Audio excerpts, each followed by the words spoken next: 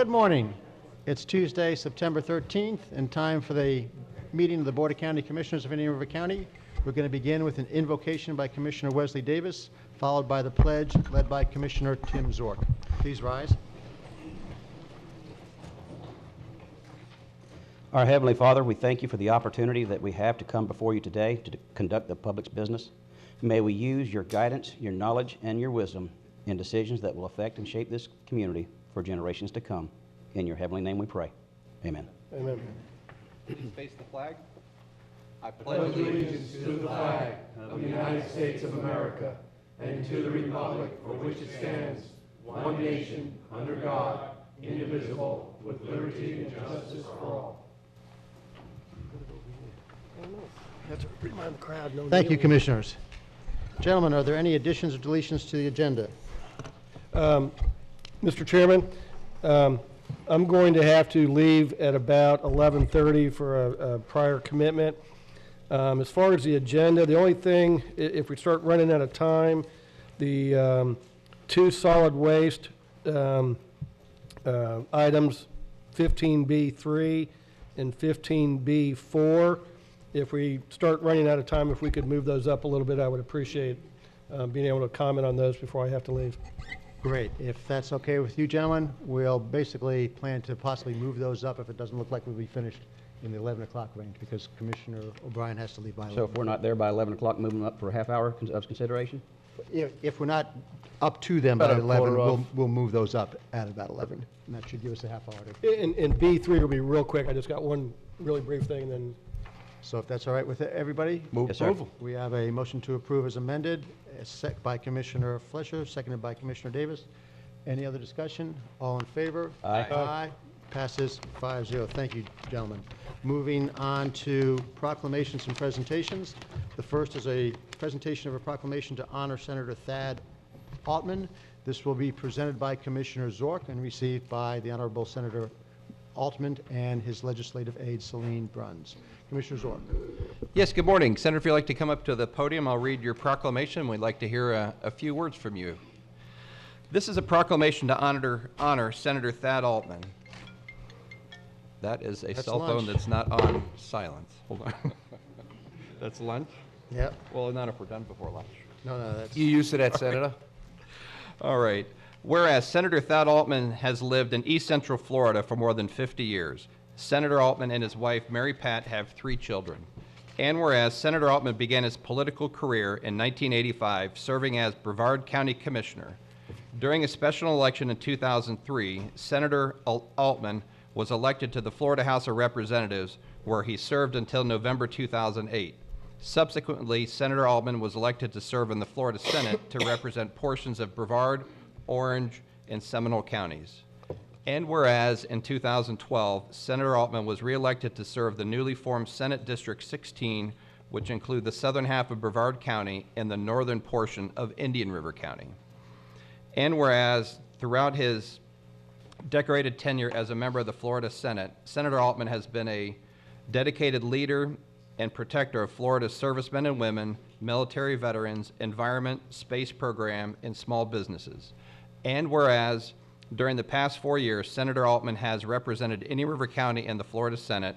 He has worked diligently to honor and support the best interest of our community by serving in a number of leadership roles, including but not limited to Chairman of the Military Affairs, Space, and Domestic Security Committee 2012 through 2014, Chairman of the Military and Veterans Affairs, Space and Domestic Security Committee 2014-16, and Vice Chairman of the Children and Families and Elder Affairs Committee 2014 and 16. And whereas from 2012 to 2014, Senator Altman also served on the Indian River, Lagoon, and Lake Okeechobee Basin Committee, which was tasked to investigate policies, spending, and any other governmental activity which may impact the water management of the Indian River Lagoon and Lake Okeechobee Basin. In an effort to promote to clean and protect the Indian River Lagoon, Senator Altman successfully fought for and assisted in securing millions of dollars in funding from the state of Florida. And whereas Senator Altman is rightfully honored on this day for his service to Indian River County and to the residents of District 16, his tireless work on behalf of his constituents is justly acknowledged, and he is hereby commended and granted best wishes in his future endeavors in the Florida House of Representatives. And now therefore be it proclaimed by the Board of County Commissioners, Indian River County, Florida, that the Board applauds Senator Altman for his past and future leadership roles, and the Board wishes to express its appreciation for the dedication service he has given Indian River County for the past 4 years, adopted this 13th day of September 2016. That's quite a lengthy proclamation, Senator. We want to personally, from my side, thank you for the friendship and relationship we've had for the last 4 years and even a little bit beyond that. It's been a pleasure working with you. You're always available to meet, talk, grab a lunch, or whichever, so I really appreciate your open door policy to the residents and the Commission of Indian River County. Thank you. Well, thank you, Commissioner Zork, and what an incredible honor to be recognized by this esteemed body. And it was an incredible honor to be able to represent Indian River County, and I will continue to fight for Indian River County. You know, it has a warm place in my heart. It's been close to 60 years now that I've lived in East Central Florida, and I grew up in South Brevard, so Indian River County is home to me, and we have a lot of challenges ahead. And I got snake bit, as I tell people. I was elected till 2018 to serve this Senate district, but when the district boundaries were contested and redrawn, the whole Senate had to run again. And unfortunately, I had served 8 years, so I was termed out. I'm really excited about still representing Floridians in the Florida House. I went back and ran for my old House seat. So I'm still here fighting, and I know I was really saddened to see we lost Senator Negron too, the Senate President, part of our Indian River County delegation. And I'm looking forward to working with Joe I know he will always keep Indian River County and fight for them as if we still were a member of that delegation.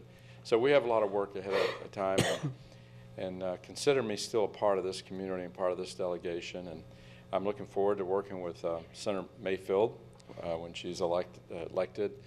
She's a great advocate for Indian River County, and count me in. We still have a lot of challenges ahead of us. I know this body is a body that, well, I think I agree with on just about everything. So I'm an ally and an advocate, and having served 8 years in a county commission, as a county commissioner myself, I know how tough this job is and what you're up against. But thank you so much. It truly means a lot to me, and I'm looking forward to continue this relationship and working with me. I think most of you, if not all of you, have my cell number. Call me anytime. Right. Thank you. Very good. I just ditto what Commissioner Zork said. And Commissioner Fletcher? Senator Allman, I just want to say that it's been a great pleasure working with you, and we look forward to the future. You know, we often say that the local government is, you know, your immediate government. And you served in local government as well in your past, and we're very close to our constituents, a lot closer than Tallahassee is. But I want you to know that over the years that you have changed that thought process, that you've been one call away, and when you do get a call, whether you're in session or not, you do get back, and you've been a vital part of our effectiveness. So I truly appreciate. I know that speaking, the entire board probably feels the same way, that you've been immediate to all of our concerns and at least got us the right answers. So thank you. Thank you. Senator, thank you very much for your service, and on behalf of the citizens of Indian River County, thank you very much and good luck in the future. Thank you, and looking forward to working with you.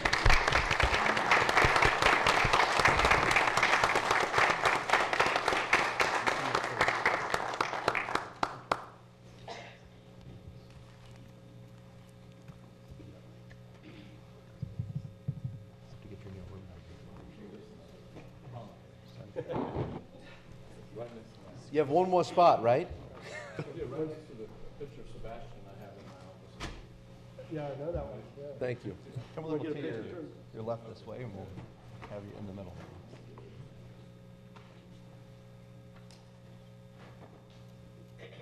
One,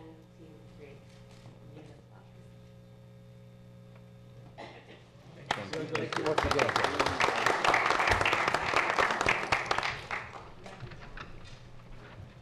We now have the presentation of a proclamation for National POW MIA Recognition Day, which is Friday, September 16th, 2016. This will be presented by Commissioner Fletcher to Colonel Martin Ziekert and Captain Doy Demzik. Commissioner Fletcher. Thank you, Mr. Chairman, and good morning, Colonel and Captain. morning. We truly appreciate everything that the Veterans Council does in Indian River County. In looking at this, I just had to reflect back that this year I had the occasion to be with 18 of our 33 air POWs from the Vietnam War. And in talking with them, they don't speak too much in great detail of their experience, but at the end of the conversation, what normally is concerning our daily activities, the concerns that we share, became totally meaningless. And I think that our future generations need to understand that, the tremendous sacrifice. And I truly appreciate you bringing forward more awareness at this event so that perhaps maybe some of the young people will understand that their freedom came with a tremendous price. Thank you. With that, I'd like to present this proclamation. It's a National POW MIA Recognition Day, Friday, September 16, 2016. Whereas National Prisoner of War Missing in Action POW MIA Recognition Day was proclaimed by an act of the United States of Congress in 1998. And whereas National POW MIA Recognition Day is therefore observed by our citizens on the third Friday in September every year, this year falling on September 16th, 2016. And whereas according to the Defense POW MIA Accounting Agency, there are more than 83,000 Americans still unaccounted for from the past conflicts.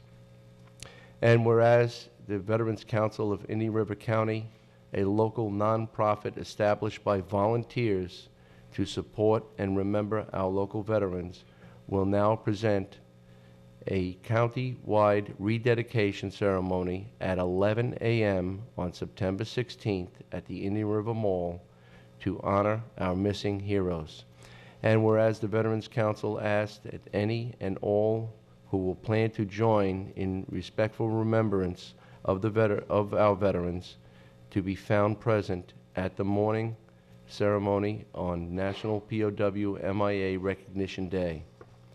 Now therefore be it proclaimed by the Board of County Commissioners of Indian River County, Florida, that we do hereby proclaim support of the Veterans Council of Indian River County and of our many veterans who are still prisoners of war or missing in action from current and past conflicts.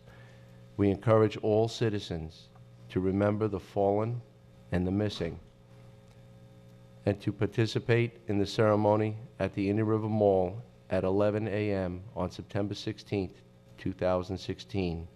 Duly adopted this 13th day of September 2016, signed by all 5 county commissioners. Colonel?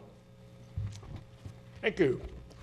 It is truly a pleasure to work with a group of people that I know are not going to take a knee when the national anthem is played.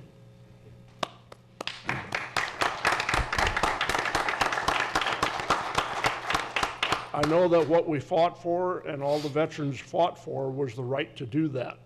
Still doesn't make it right. It's been a real pleasure. I'm going to be the master of ceremonies, and one of the people I'm going to talk about on Friday is a gentleman named Colonel Bud Day. Colonel Day is the only Medal of Honor winner, if you call the term winner, recipient from the Vietnam War. That was a POW, shot down in 1967. I went through the same fighter squadron in training for F-4s that he did, and it was my privilege to be able to have his bracelet. And I didn't think I'd ever get it back to him, but I got transferred back to Fort Walton Beach, Eglin Air Force Base in 1986. Bud had a small attorney firm there working out of a strip mall. The reason that we have TRICARE for life for all the veterans who have retired is because of Bud Day. Bud Day did a class action suit on behalf of veterans everywhere that said the government promised us health care for life. They weren't living up to it. And he won. And it went to the Supreme Court, and the government decided that it was such bad publicity, we ended up with TRICARE for life. So that is a huge honor, and I'm going to talk about it at the event. Obviously, everybody in the county is invited. We're thrilled to have you, and again, it's been a great privilege to work with you folks here. And it seems, you know, when it's nice to know when Joe Baird retired, we got Jason. What a coup. So it's been nice to just go from one to the other and work, and it's been 6 years that I've been doing this, and it's been a great time. Joey? Thank you, Colonel. I just want to thank you all for giving us the opportunity to come here and receive this proclamation. It's a real honor to be here. And I had some great experiences working with Marines, Navy, Airmen, soldiers, and Coast Guardsmen on deployments, and got to know many of their families. And to be honest, I can't imagine if any of those families didn't know, you know, if something happened to those service members and their families literally didn't know what happened to them. So I think the best we can do is remember the sacrifices of people that we still don't, the Department of Defense still doesn't have the answer in terms of what happened to them. So this Friday at 1100 out at Indian River Mall, we will remember all those throughout the country and our Indian River County residents who suffered the same fate. Thank you so much. Thank you.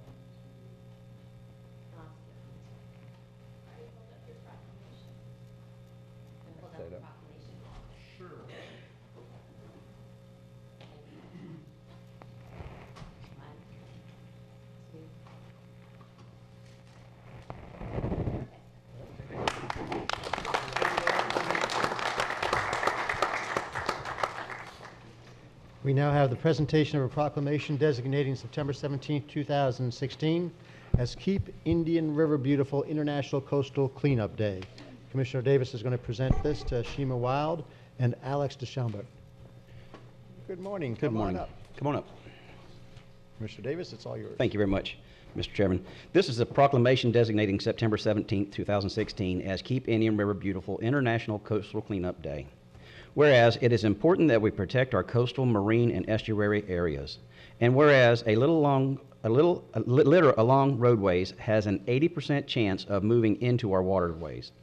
And whereas volunteers around the world become scientists for a day to catalog every piece of litter picked up. And whereas the Ocean Conservancy compiles the data from the world's largest volunteer effort to clean up waterways and oceans. And whereas this is the 31st Annual International Coastal Cleanup. And whereas this event empowers people on a local level to take action and make a difference in the world by volunteering on the same day as over 1 million volunteers in over 100 countries around the world, and where Indian River County residents can stand strong together to show they care about our community and our environment. Now, therefore, be it proclaimed by the Board of County Commissioners of Indian River County, Florida, Indian River County, that Saturday, September 17th, 2016, be designated as Keep Indian River Beautiful International Coastal Cleanup Day.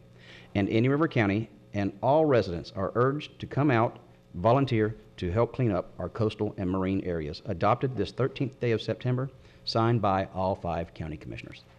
Welcome. Welcome. Thank you. I just want to thank all the county commissioners for being such a big support to keep Indian River beautiful.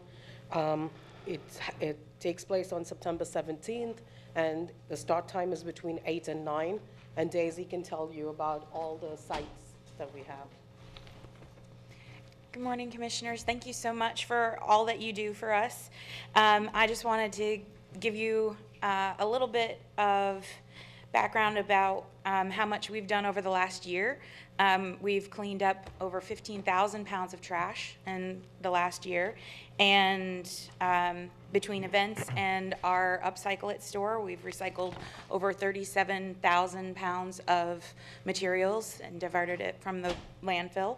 We've planted 35 trees, and we actually have another project coming up October 8th for another 75 trees at the Egret Marsh Stormwater Park. We have been serving the community faithfully for the last 20 plus years, officially 20 next year, but volunteers were organized before our official start date. And between the volunteer time, the donations and benefits provided by our programs, each year we return about $27 for every dollar that you support us with. So I just wanted to give you that little bit of background. The International Coastal Cleanup, as Ashma said, is on Saturday, this coming Saturday, the 17th.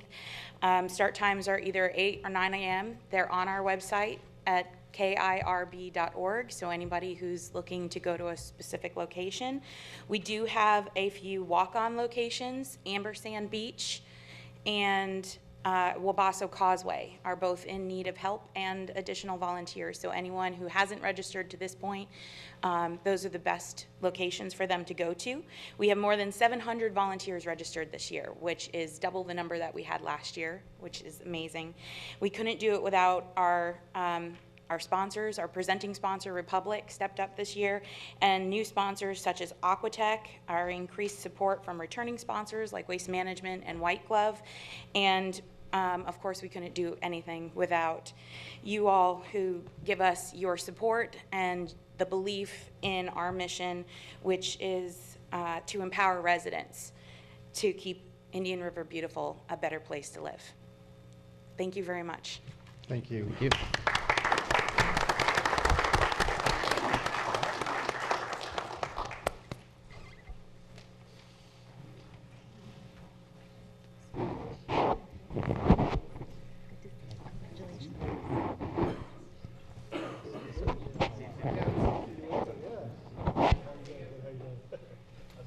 Come over to the left a little bit. Look at down. Yep, excellent. With some masking tape. He does other events. Here, I'll take it. On three. 1, 2, 3. I'll get a good face up first. Thank you. Oh, it is? All right. He's got an auto link. We now have a presentation of a proclamation designated September 12th through 16th, 2016 as Industry Appreciation Week in Indian River County. Commissioner O'Brien will present to a group who's coming up to the podium. Good morning. Morning. Good Jay. Helene, I'll go ahead and read the proclamation, then you can, it looks like we got half the chamber here, so we'll read the proclamation, then you can introduce all your guests here, and we'll go from there. This is a proclamation designating September 12 through 16, 2016 as Industry Appreciation Week in Indian River County, Florida. Whereas business and industry in Indian River County is increasingly vital to the health of our community, and whereas while our economy continues to improve post-recession, the sustainability of Indian River County's existing industries is key to a prosperous future. And whereas the future expansion of these industries will account for the majority of new high-wage and high-skilled jobs created in our county. And whereas our existing industries help sustain our quality of life by diversifying and strengthening our tax base in Indian River County. And whereas the Indian River County Chamber of Commerce serves as the county's primary economic development organization, providing support for the retention and expansion of local industry. And whereas public awareness of the contributions made by industry is essential to the maintenance of good community-industry relationships. And whereas Indian River County government recognizes the achievements of our local businesses and industries, and whereas all residents are encouraged to take time to salute Indian River County industries and their employees for the contributions they make in our community.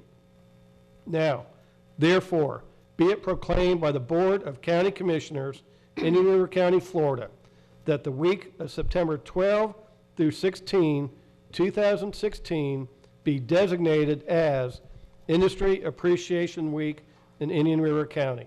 Adopted today, the 13th day of September, 2016, and endorsed by all 5 county commissioners. Helene, tell us who all you got here. Right. Good morning, Commissioners. For the record, Helene Castletine, Economic Development Director with the Indian River County Chamber of Commerce. And thank you so much for allowing us time on your busy agenda today and joining with us in recognizing business and industry in Indian River County. Each year we do celebrate the accomplishments of our local businesses, either architecturally or successes within their respective industries and all that they contribute to our community. The Industry Appreciation Awards program is part of our Business Retention and Expansion program, which is excuse me, an important component of our overall economic development strategy.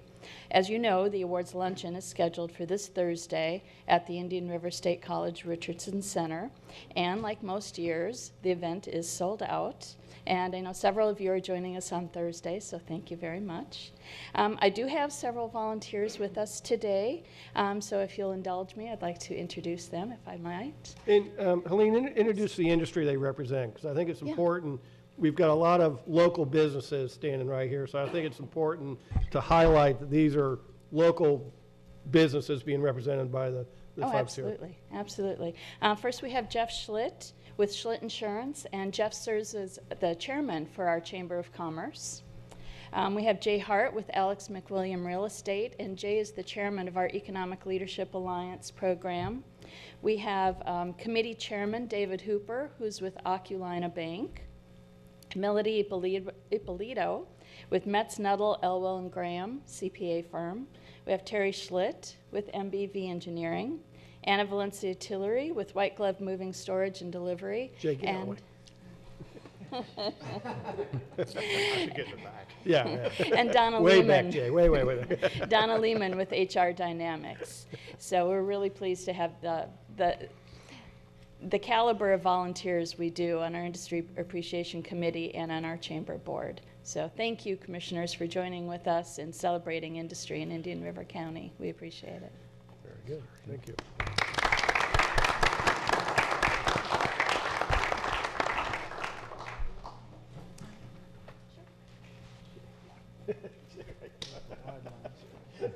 I'll give that to you. Yeah, all right. I did. Thank you.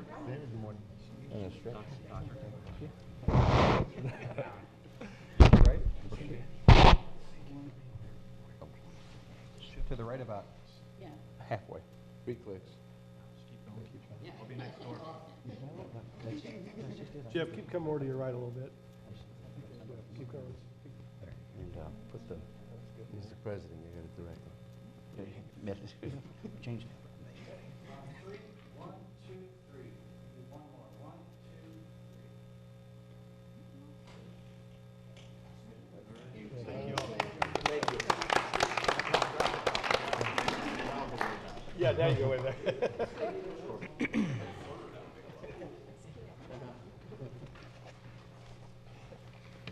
We'll now have the presentation of a proclamation designating the month of September 2016 as Suicide Awareness Month. Commissioner Flesher will present this to Lisa Ryman. Good morning, Lisa. Good morning. Chairman, and again, we have the opportunity, I think last meeting we presented another proclamation for Suicide Awareness Month, and I have to say that we can't get enough education and awareness out there. Earlier, we gave a proclamation for the military POW MIA, and just a startling fact that 20 people, men and women who served, choose the path of suicide every day. And it's just an overwhelming number. And the numbers here are high too, so all we can do for awareness so we can get people help is very important. Thank you. Thank you, Lisa. I'll now present the proclamation designating the month of September 2016 as Suicide Awareness Month. Whereas New Horizons Mental Health Primary Care and Substance Abuse of Treasure Coast and Okeechobee seek to increase awareness, encourage discussion, and educate the public about actions regarding mental health, matters such as suicide, recognizing that greater awareness is critical to achieving zero suicide, making suicide a never event. Whereas 320 people having died by suicide on the Treasure Coast in the past 4 years, 9 of them were teenagers, and in fact, suicide is the leading cause of death for young people aged 14 through 24 in Florida. South Florida has more suicides than murders and traffic fatalities combined. Yet the stigma prevents open discourse and problem solving. And whereas there is a significant stigma attached to the topic of suicide, research shows that talking about suicide and encouraging people to get help does not increase the risk of suicide. Rather, addressing concerns, engaging in the community, and educating the public decreases suicide risk factors such as social isolation. Whereas September is National Suicide Awareness Month and recognized in cities, counties, and states across America. Now therefore be it proclaimed by the Board of County Commissioners of Indian River County, Florida, that the month of September 2016 be designated as Suicide Awareness Month in Indian River County. And the board encourages all citizens to observe this month by re-educating themselves about the risk factors and resources, speaking up when someone they know is struggling, offering support and caring words to those around them, and reaffirming the importance of working together to keep the community healthy. Duly adopted this 13th day of September 2016 and signed by all 5 county commissioners. Lisa. Thank you for having me. What an honor to be in front of you.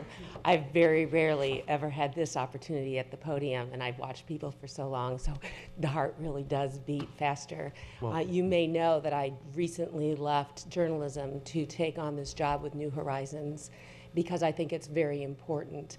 Most of us have a family member who has dealt with either mental illness or suicide.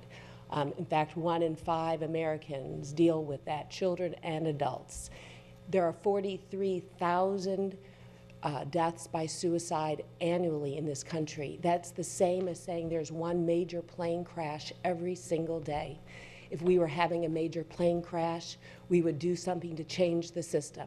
It's time that we have a discussion. So that's what we're asking during this month. Some countries call it Are You OK Day for World Suicide Prevention Day. But it's really talking to people, putting your phones down, turning off the television, talking to your young kids. In Florida, it's the 2nd leading cause for young people, 10 to 24 suicide.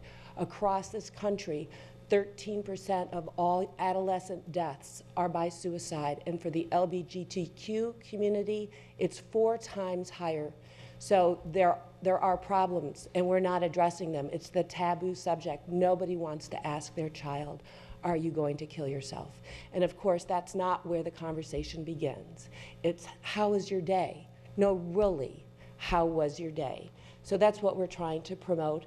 We at New Horizons, which was established in 1958 and is the largest mental health provider in the region, with 7 facilities in Indian River, St. Lucie, Martin, and Okeechobee counties. We have a system called QPR. It's CPR for mental health. Q, question. P, persuade them to get help. And R, refer them to a medical health professional or call 911. They'll probably end up at New Horizons.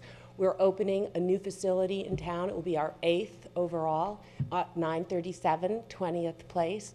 We invite you to come to our grand opening on November 4th. I'll send you an official invitation, and you can see the kind of work we're doing to take people who were mentally ill, who have gone through our system, and we're mainstreaming them back into society. So thank you very much for this opportunity. Thank you, Lisa. Thank you, Lisa.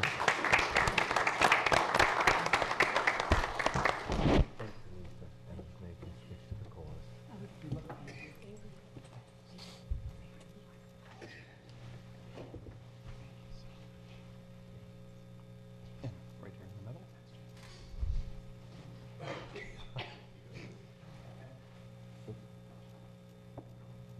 On three. 1, 2, 3. One more. 1, 2. 1, 2, 3. And we get one more. That was great. 1, 2. Take care, Lisa.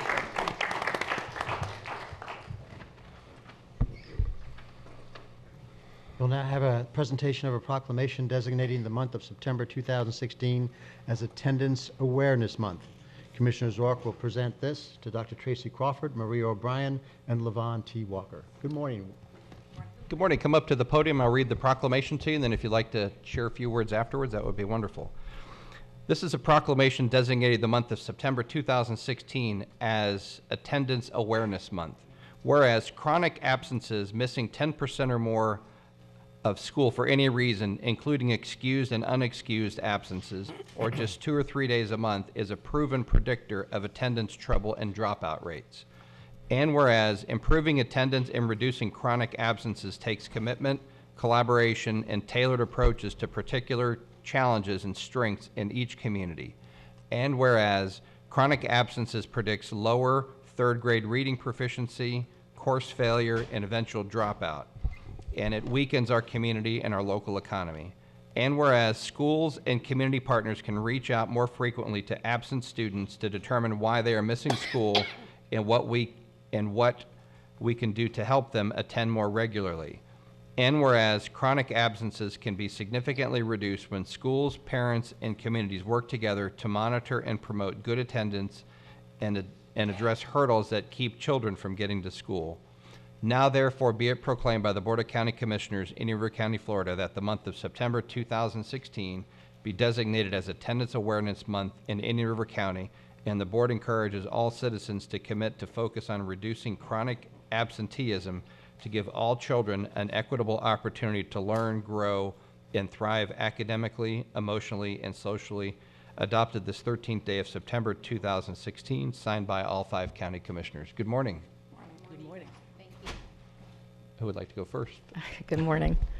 I'm Barbara Hammond, CEO of the Learning Alliance. And I have to say I'm completely humbled by the proclamations that have come before us and by the environment you guys have set up. And it spurred me to look up the Declaration of Independence in the back of the room, where we said, as Americans, we hold these truths to be self-evident, that all men are created equal, that they are endowed by their Creator with certain unalienable rights, and among these are life, liberty, and the pursuit of happiness.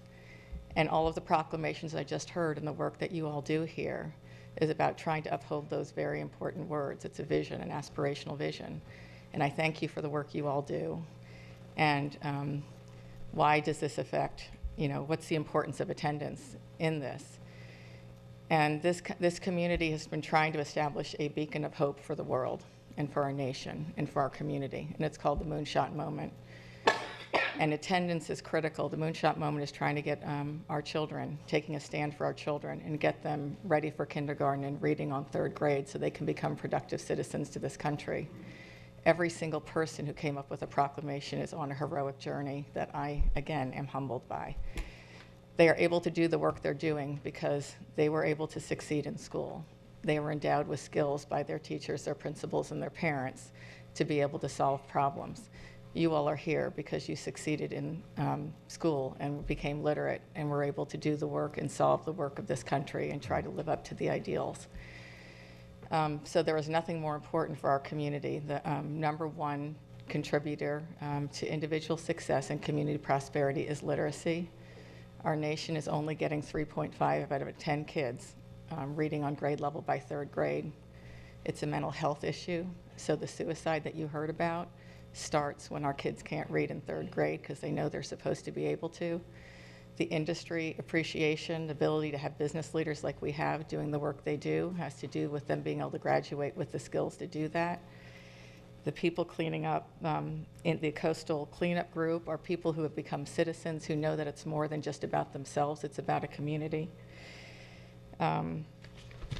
The military, Condoleezza Rice has told us that one of there are two reasons that we can't recruit people for the military right now, and one of them is literacy, the other is obesity. So this problem of getting our kids reading couldn't be more important. It's informing everything, and all the heroes who are here talking. I missed somebody, I think. Mr. Altman, the senator, right? He's able to do the work he does because that he had an education. So we're here for attendance awareness because we're taking a stand for our kid. To get 90% of our kids reading on grade level requires 100% engagement. You guys are on a heroic journey, have allocated investments towards that in the past. We appreciate it. And we really love this opportunity just to invite the entire community to figure out what it takes to do this. The hero's journey is one where people make impossible things possible. This has never been done before. You know, we are in the deep, dark thick of it, and it really requires us all doing what the Woman for Suicide Prevention talked about, which is creating psychological safety for every kid and every parent and every business owner, creating a family and an unstoppable community here. So I appreciate it and just wanted to give that context at the Moonshot moment. There's a word called abracadabra, which is with our words we create. So I started with the Declaration of Independence because it's those words that have inspired us all to be here today and to do the good work. And the Moonshot moment of taking a stand for our kids is trying to create a similar verbal commitment and followed up by actions. And we appreciate you declaring Attendance Awareness Month because if the kids aren't in school, we can't get them reading. Thank you. Wow. Anybody else care to say anything? If not, thank you very much.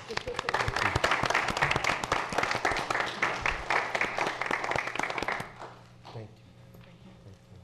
Thank you for what you're doing. That was wonderful. Thank you.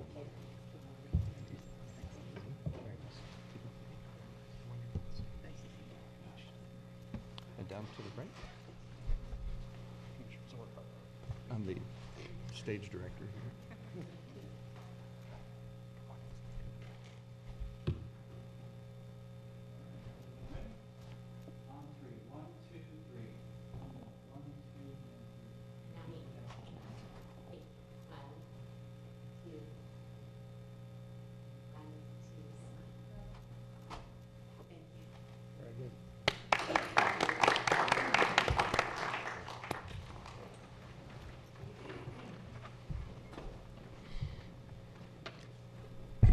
Gentlemen, we'll now move to the approval of the minutes.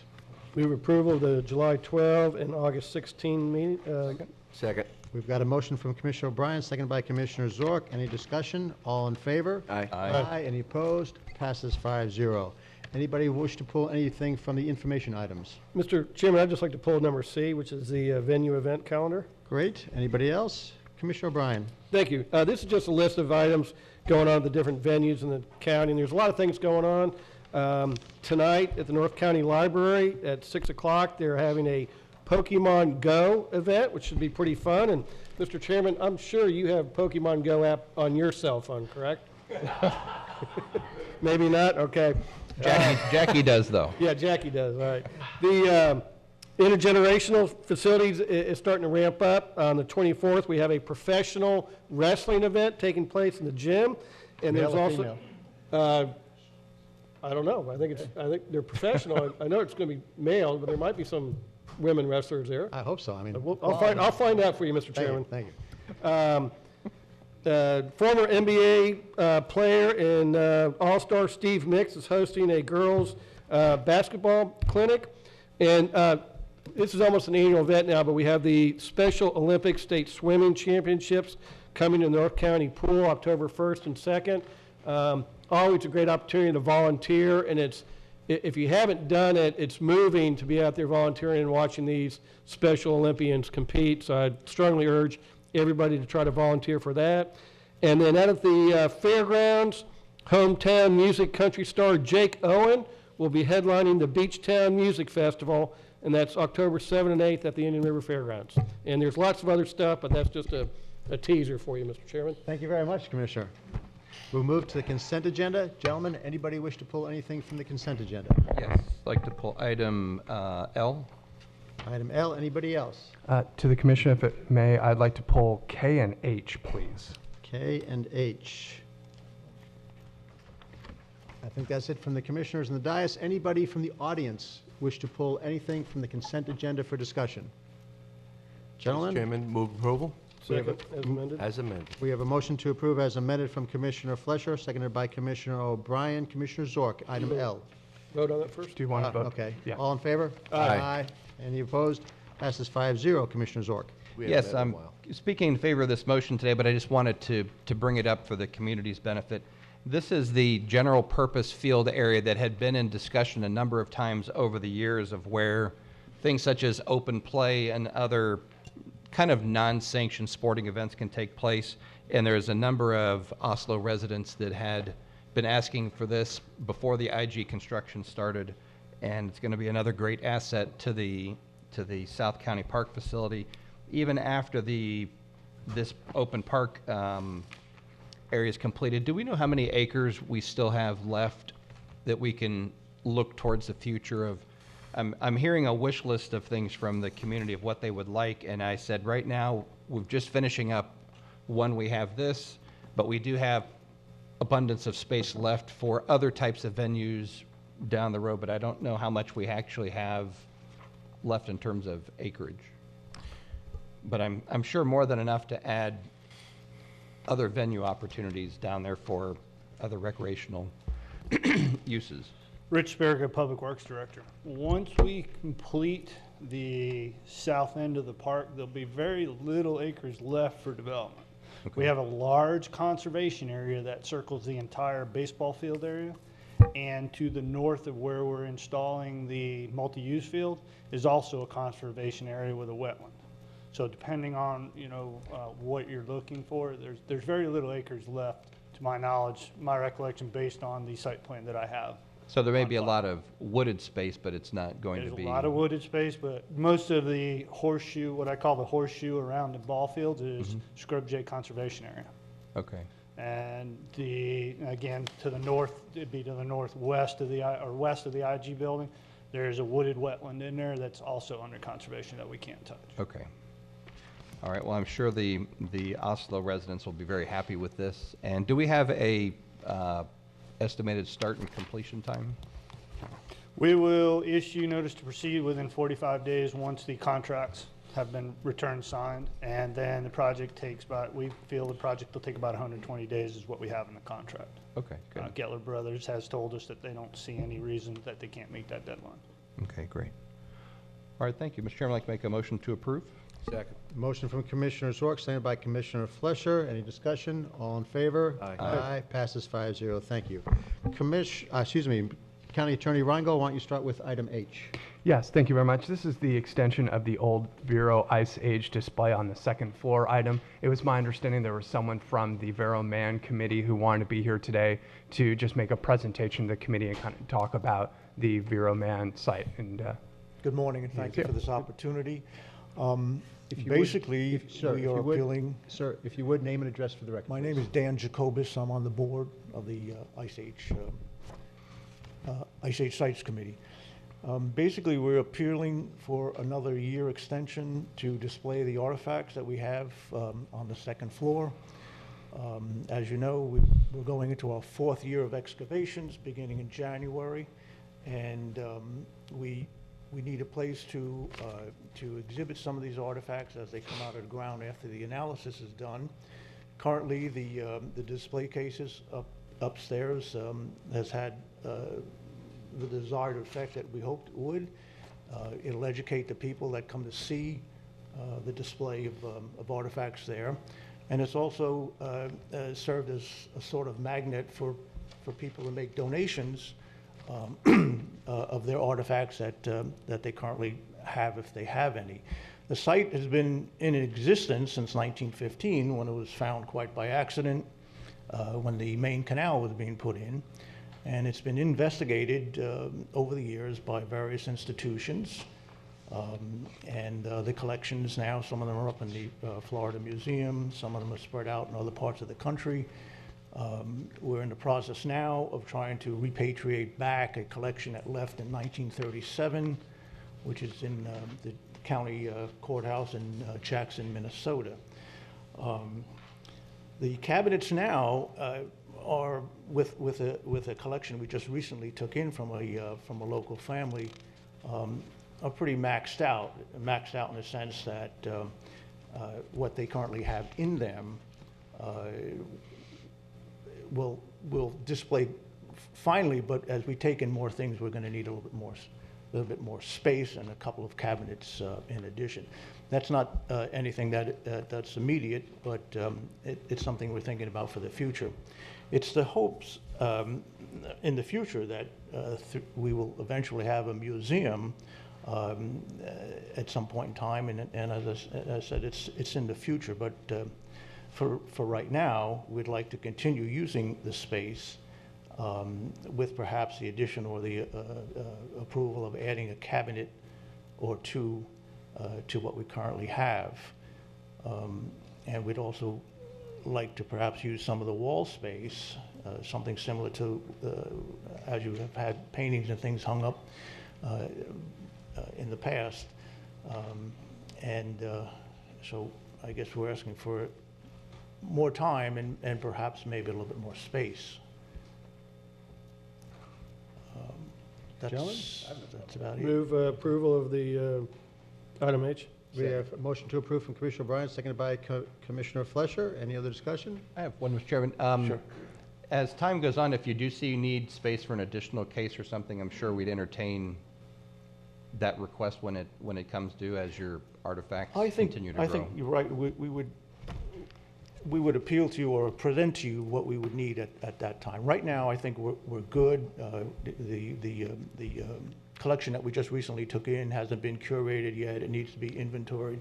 But basically, it is already housed in there. It's just not on display. We put them in those cases. So we're good right now, but we're looking to the future. We're going into, like I said, our fourth year. We had some important discoveries as we were closing up last year. So things hopefully will go well this year with some new things being found. They, of course, then need to be analyzed and may not even need to be or be available for display for at least a couple of years till the analyzing process is done. But we're as I said, we're using the display cases also as a place that people can come forward, and we've been fortunate in the past couple of years that people donate things that have come from that site or the county. So we're pretty close to running out of space, but I think we're fine for this upcoming year. In the event that this collection from Minnesota, which is quite extensive, does come back to Vero, then I think we will have to, it'll first go probably to Harbor Branch or FAU to be curated, so there may be some time. But I just wanted to say that there may be a point in the future where we will need a few more cases, and they would be on a scale of the size of what is up there now. It's, as I understand it, and talking to people, a lot of people visit it. It's in a great location here because while the site is going on, while the site dig is going on, many people, if they're here during the week and on our tours, they elect to come over and take a look at what we already have in the cases. So I think it's a very important part of what the community would feel is of interest.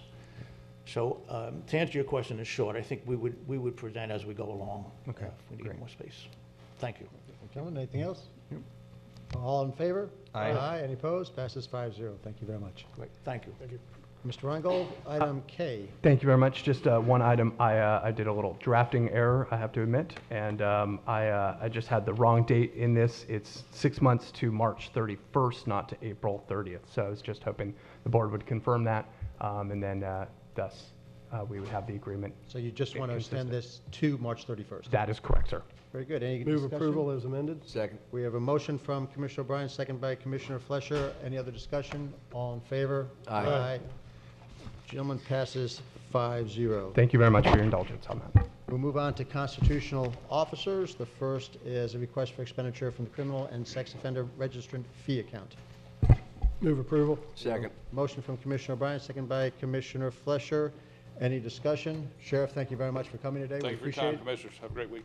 Thank you. All in favor? Aye. Passes 5-0. You know, Mr. Chairman, you can tell the left side of the panel here, they can chip in anytime they want to start No, helping carry the load here. if they're quiet, we'll get through this, then you won't have to miss anything. Don't stir the sleeping dog, Commissioner. I can Jeez. cure that really quick. Yeah, I know. Huh. I'm just amazed at how well it's going, and you have to, kick the dog on the porch. Okay. We move to public discussion items. Oh, here we go. So we have a request to speak from Fred Menzing regarding Amtrak All Aboard Florida. Good morning, Mr. Menzing.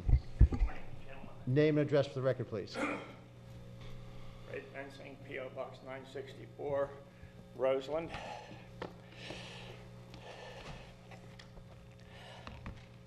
I have great concerns about the multi-million dollars this county is spending, and Martin County in particular, fighting something that you're not going to win. In the end, we are going to be railroaded by the railroad.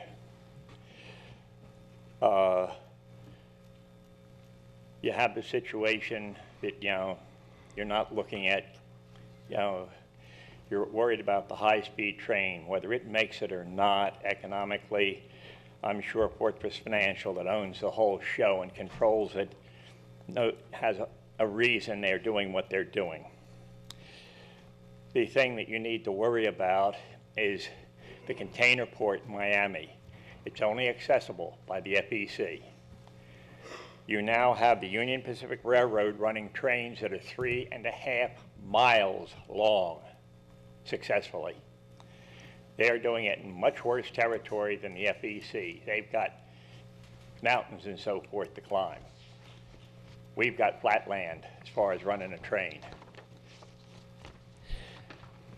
Why is it, question nobody's answering, why is it that All Aboard Florida is only going to run till 9 o'clock at night? We're going to be deluged with these containers that are going to come into the Port of Miami. They're already coming in, and they're going to go to Jacksonville, and then they're going to get branched out to go west, north, west, and northeast. And there is a law called the Jones Act. The Jones Act very specifically prohibits merchant ships that are not American flag from entering 2 United States ports in sequence. In other words, if they unload in Miami, they've got to go to another country to unload or load, and then they could go to, say, Charleston. But they can't go from port to port.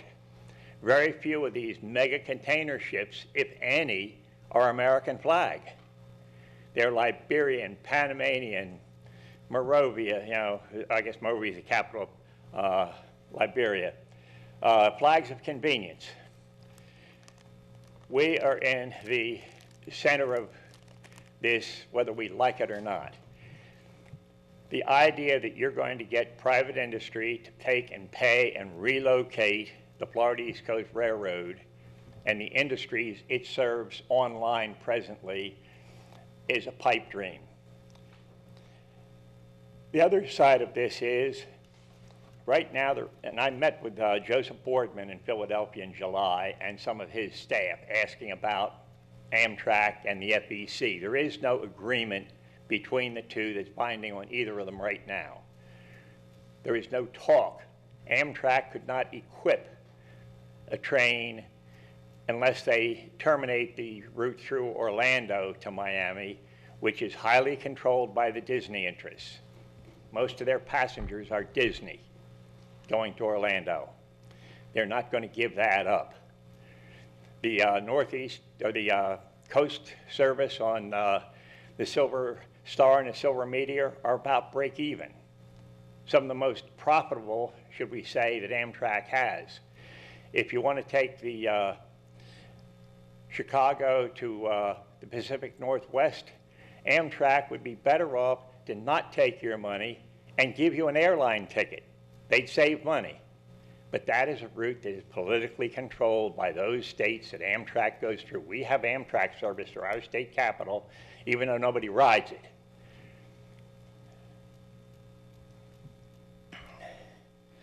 The one thing that Amtrak is looking at is all aboard Florida. If the connector, as proposed, happens in Orlando, they are looking at going to Orlando and Cocoa and Miami because they see a customer base down from Cocoa south.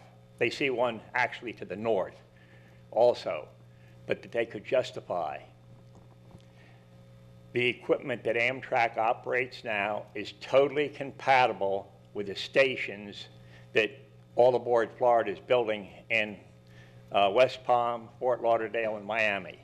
These are high-level platforms where you don't have to climb steps to get on or off the train.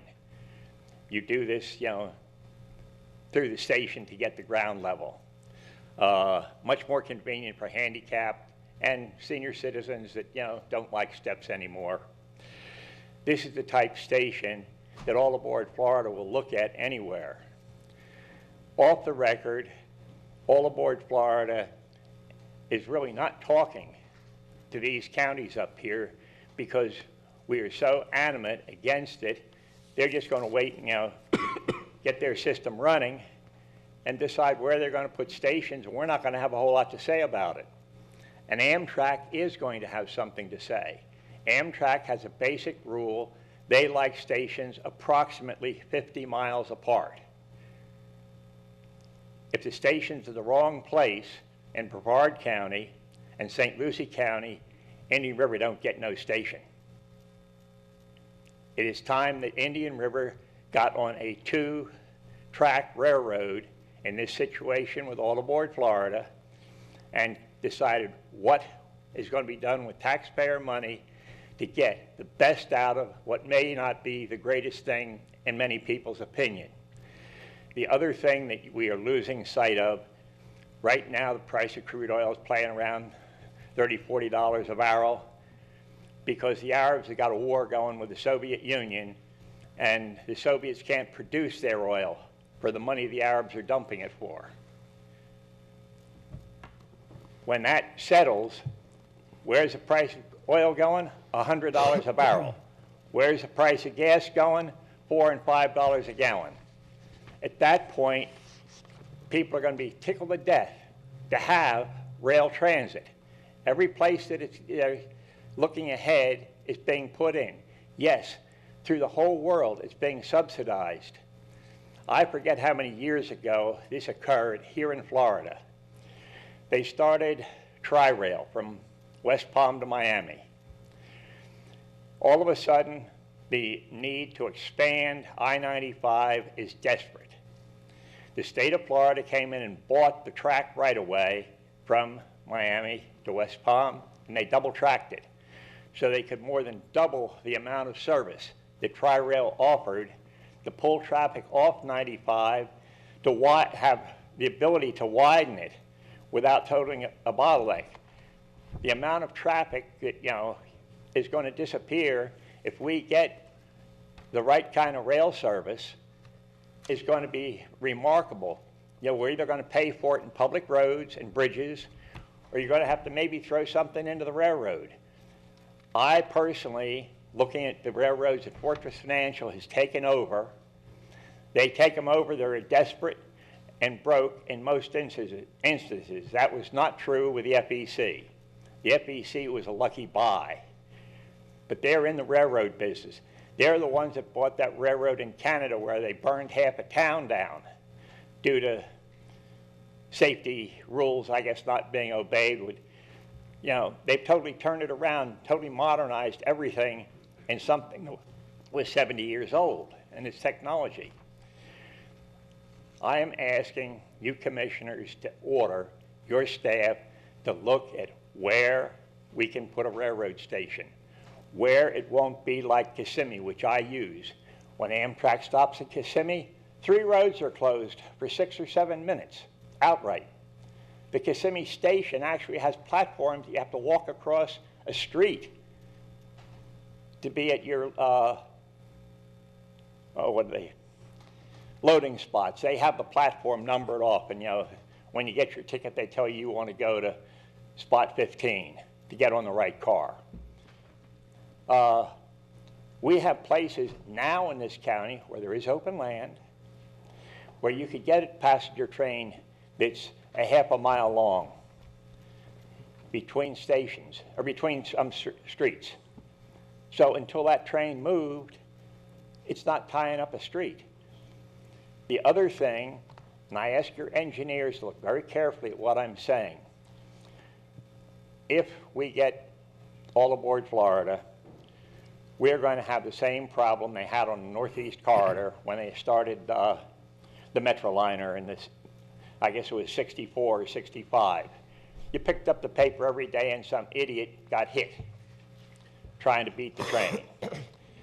You can now go over that. I think there's 6 crossings at grade left, I understand, between Boston and Washington, D.C. Everything is either bridged over or underneath. It was pointed out to me in my meeting with Mr. Boardman, who's now retired, that the places where they just dug a slope, the railroad put steel girders in, the train runs on top. When you get a torrential downpour, you have a flooding in that hole in the ground that often ties up traffic. If you had a power failure, it would tie up traffic. Several places they have tried building tunnels, having the portal at normal grade level, having a system that water that is driven in by wind into the tunnel is captured at a level where it can be drawn off by gravity rather than going down to the bottom of the tunnel and flooding it. This way you're bridged over from where you start down under the train and back up. You've got a covering so you have no water getting on that roadway funneling into the hole. This is something that I feel we need to look at. We also have to consider how deep we have to go versus how high we have to go over the railroad. They're looking at 23 feet for clearance. That's the bottom of the bridge. If the beams are 3 feet deep on the bridge, that's how much higher the roadbed's got to be. So it is time, I think, that the county commission, I know what you all ran on that were reelected. I know how the rest of you seem to feel, that you take and look at this thing. If we don't beat it, we're going to have to join it. What can we do to join it the best way? 4 or 5 tunnels planned now for emergency vehicles, figuring out where you want to do it. It's something to be put into your comprehensive plan for the future. So you would know that if somebody's in Vero Lake Estates and you've got to get them to the Sebastian River Medical Center, that, well, yes, the ambulance must take this route because the tunnel's there, but he won't be detained by a freight train at 2 o'clock in the morning. If we are fortunate enough that we can have accident-free trains, and you've got a 2-mile freight train at 60 miles an hour, you're looking at 4 to 5 minutes minimum on a grade crossing. Cut that speed in half. Now we're out to 6 to 7 minutes for that train to pass. Everybody's worrying about, they're getting to the hospital because of having a heart attack and an ambulance being delayed. Again, it falls on the Board of County Commissioners to figure a way, whether we pay for it, we can get state or federal funding to pay for it, or you can get the Florida East Coast to pay for it, but it needs to be something that we are seriously looking at. The issue of trying to send the FEC somewhere else is about as stupid as you're in the Ford car dealership and for the Ford salesman to tell you to go down the street to the Chevy dealership. I think you're rambling. You can, okay. Start to conclude. All right. Now, I would like you to take what I say to some serious thought, and no disrespect to the attorneys, such as Mr. Dillon, and perfecting their craft. They are directed by 5 county commissioners. If the county commissioners say do this, Mr. Dillon is very capable of doing whatever he says within the limits of the law and getting or not getting results. I don't know what else I can say to you, except I'm going to go back to something I was going to start with. I am taking school from Operation Lifesaver to become a speaker to come to meetings and discuss railroad crossing. I'm going to bring 2 things up to the public today. Remember, 1, if you see a train coming and the lights are blinking, you're less than 1 minute from that train being on the road. Number 2, if you are stuck on the tracks and can't get it off and the train is coming, get everybody out of the car. Do not try to run away from the train. Go away from the tracks and in the direction of the train. The reason being quite simple. When your car gets hit, everybody that's running down the track to get away from the train is going to be hit by flying car parts. If you're going the other way, you're not going to have flying car parts to worry about. But don't play chicken with a train. There's no way you can win. Thank you. Thank you, Mr. Menzie. We move on to public items, public notice items. Mr. Rangel, if you'd read those, please. I'd be delighted to. Thank you very much to the chair. To those still left in the audience, those watching at home, we have several public notice items. Notice of scheduled public hearings for September 20th, 2016. We have consideration of proposed temporary use permit regulations for farmers market events in Gifford, sale of fruits, vegetables, and food. This is legislative in nature. We also have consideration of proposed regulation allowing limited recreational vehicles spaces in mobile home parks located adjacent to Interstate 95 and west of 90th Avenue. This is also legislative in nature. We have additionally for September 20th, we have consideration of amendments to land development regulations, chapters 901, 911, and 971 to establish regulations for medical marijuana treatment facilities. This is legislative in nature.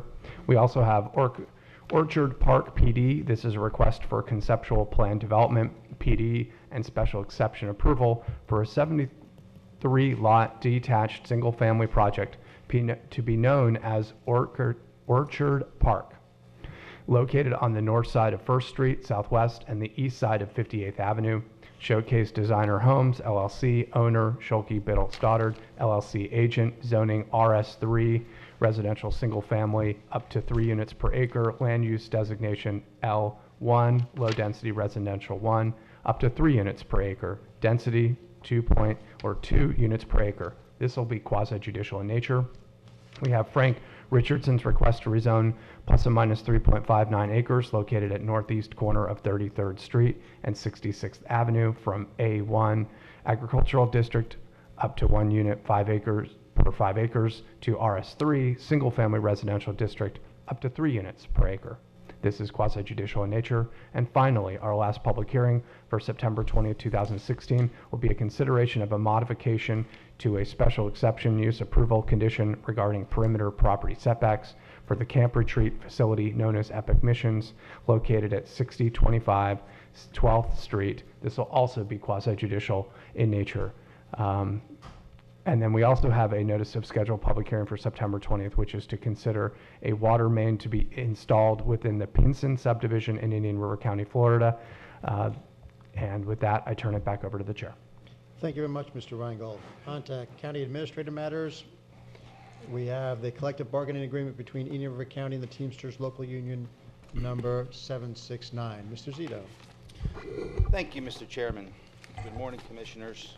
Michael Zito, Assistant County Administrator.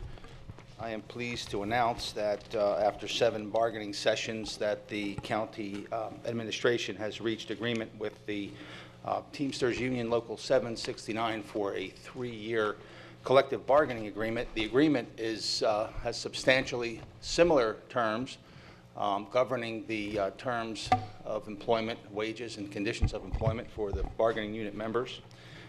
The changes are it authorizes a 3% cost of living adjustment for this fiscal year with the opportunity to negotiate the cost of living adjustment in years 2 and 3, also known as reopeners.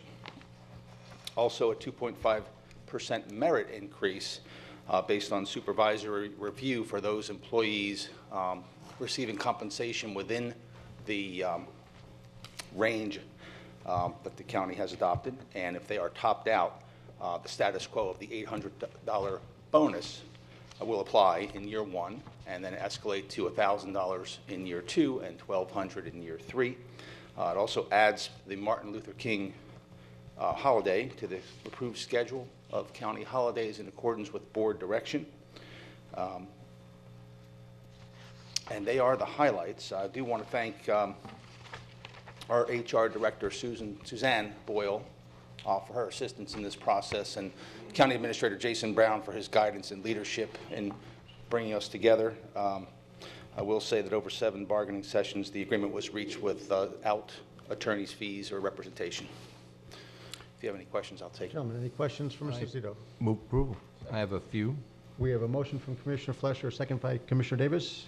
Yes. And Commissioner Zork. A couple of questions. Cost of living increase of 3% in year 1, 16, 17. Who comes up with the COLA? Because I pulled up the federal cost of living COLAs for the prior 3 years that are currently posted. 16 has still not been evaluated, but it's 1.7, 1.5, and 1.7. So is there a chart that says the cost of living for Florida, Indian River County is 3 or? No, that's an openly negotiated. Right.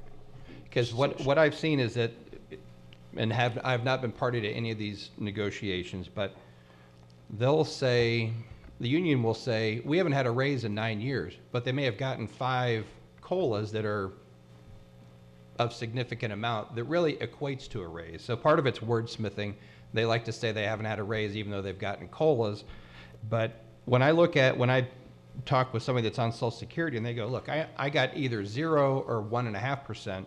Why do we come up with a COLA of 3%? And when we countered back to the IAFF proposal, what was the amount we countered back to them on? It wasn't 3, it was much lower. And maybe we're not supposed to mix those two. Okay.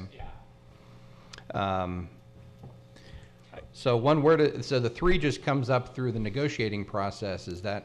Yes, and of course, as you say, they come from their perspective historically and currently, and they propose actually 4.5% in their opening proposal. The county proposed 1.5%, and through the course of negotiations and sort of inextricably intertwined with other items that are not agreed upon, they all get merged into an agreement, and that's where the COLA landed with approval of our administration. And it's really a creature of negotiation, where the employees did go many years without increases. We have been giving raises the last few years, but it's part of a compensation package that we agree to retain and attract good employees. Also, we'll point out that on the other side of that, the employees are asked to be paid are being asked to pay more for health insurance this year, so that kind of eats into that 3%. It's really a matter of negotiation between the bargaining unit and the and county management. We do have years 2 and 3 are reopener, so any future COLAs are subject to negotiation as well, and we haven't committed to anything in those years. I do want to point out that what we've typically done for non-union employees is match these same increases. So staff's planning to do that and would like to get okay from the board to continue with that. We do have another collective bargaining unit, the IAFF, that we're still negotiating with, so their raises will be a matter of what's negotiated between the county and that bargaining unit. And I know with all the bargaining units, we've been trying to get in line how much sick pay you can, or sick time you can use for cash out, vacation. We're trying to get those We've already done that. more uniform. We we did have done that. so. We did that starting in 2011. Right. We backed those down for the non-union employees, and through negotiations with the Teamsters, we didn't have an open contract with the IFF at that time. So those changes were made to the IFF agreement last year through the impasse hearing. Remember that long meeting? Oh, I remember. I can't forget it. So if you actually could have somebody get a 2.5% merit increase and a 3% COLA, ending up with 5.5 in year one. Yeah, for the most part, many of our employees are topped out, so most of the folks don't get that merit increase. I think their top out is top at out. year 16, roughly, or 17. Yeah, it takes years of service. about 15 years or so to get to the top of the range, and the top out is the same for 16, 17 as it was for the current year, so I view that as status quo. Right. So the reopener for the COLA is not for 17, 18, 18, 19, is just going to be, it's not going to be a real COLA, because if it was, you could point to the federal chart and say you're eligible for 1.5 or 1.7. And, if we're not competitive in the salary, we need to get competitive on the salary, so we don't have to play the game with the COLA to true up what they think they're being potentially underpaid. I don't think that's the case.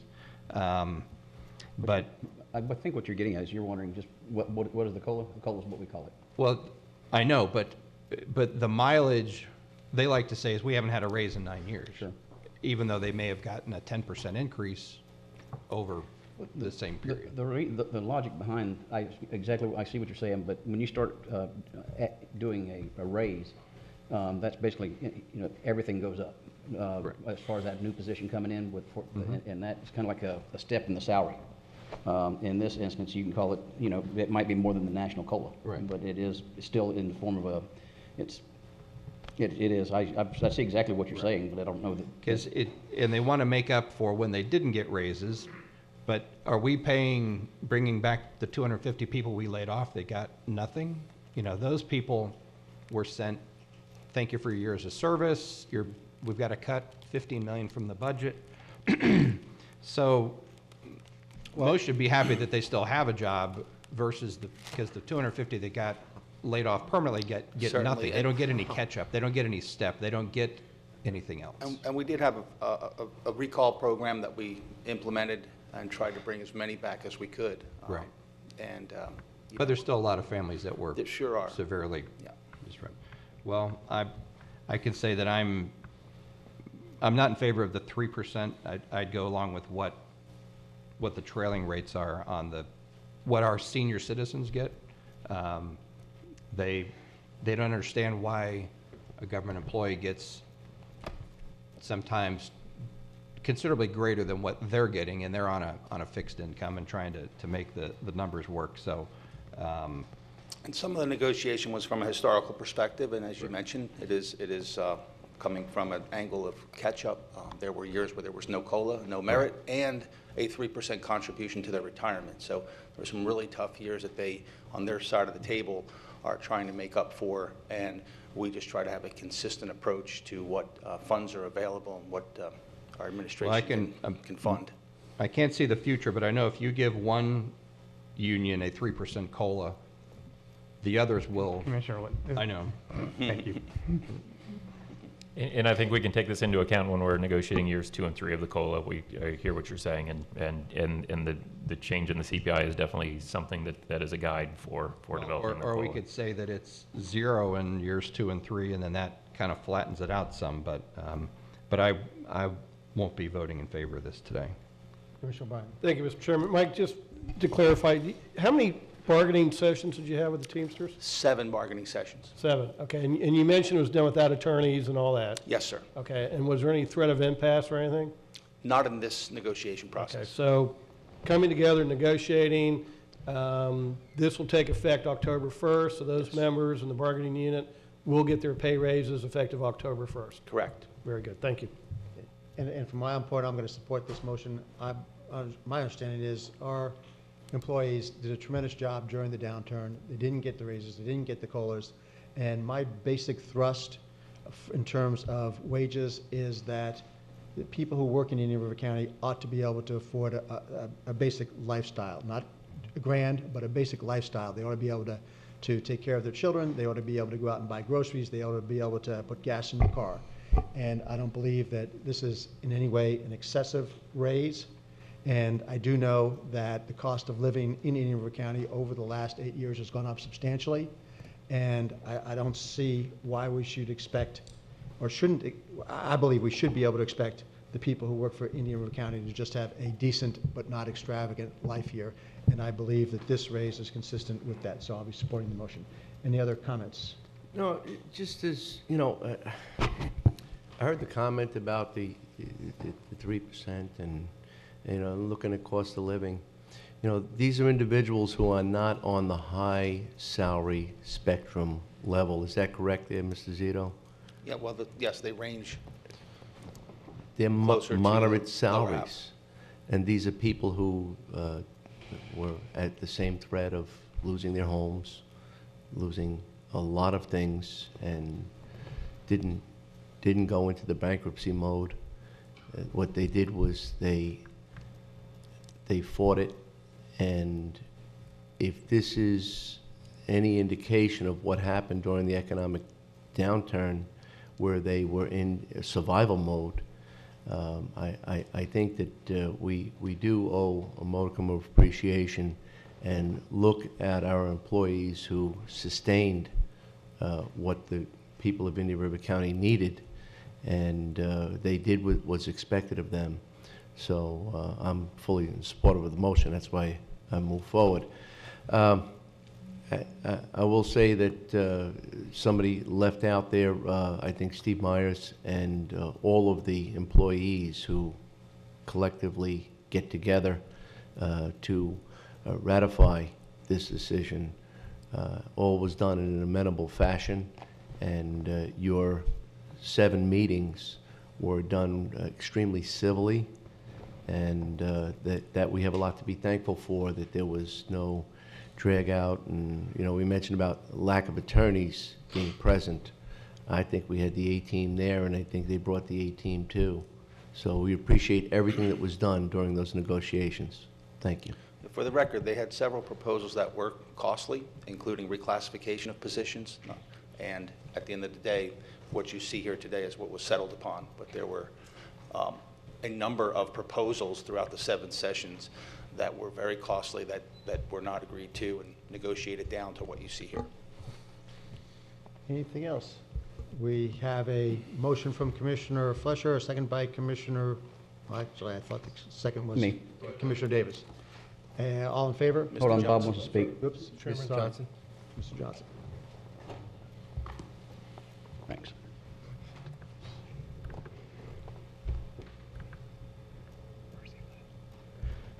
Morning, Bob Johnson, Carlin Subdivision. Nobody's discussed what the impact will be on the proposed budget for the county, what the impact on this pay raise is going to be. Is this already rolled into the existing proposed county budget? We have made provisions in the county budget for a raise, and this fits within what we have budgeted for an increase for the employees. And I'd just like to add that, you know, anytime you have an agreement, there are things, as Mr. Zito said, that the union wanted that they didn't get. There were things that we wanted that we didn't get. That's the nature of negotiations, and that you kind of compromise and meet in the middle. So we already rolled the money in for this pay raise already months ago. So this discussion now is not. I don't understand. Could you understand what the 3%? We're going to get 3% this year, COLA. Senior citizens are going to get 1.5% or whatever, like Mr. Zork was saying. The next fiscal year, they're going to get another 3%. No, not that necessarily, hasn't sir. been, that's to be negotiated for years 2 and 3. So we've negotiated a 3% for 1 year only. Yes, sir. All right, they're going to get a holiday, additional holiday. Yes. All employees. And they're going to get a 5% work Potentially a 2.5% merit increase upon supervisory review, very That's consistent. every year. In other words, every year they can. It's for the duration of the contract. And this is just for this union only?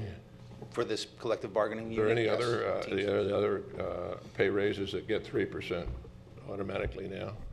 Well, I believe we're recommending that general employees follow suit with that. What are the statutes now call for increases? Do any employees now automatically get a 3%? Not by statute. No. No, that's the IFF upon retirement. Their FRS compounds 3% annually. Correct. In other words, let's take the sheriff's department. Do they get a automatic 3% COLA every year? They have, by statute? They also are subject to the collective bargaining process with many of their employees. How about the county commissioners? Did they get a 3%? No, theirs is set by statute. We're Their overpaid as salary is it set by is. statute.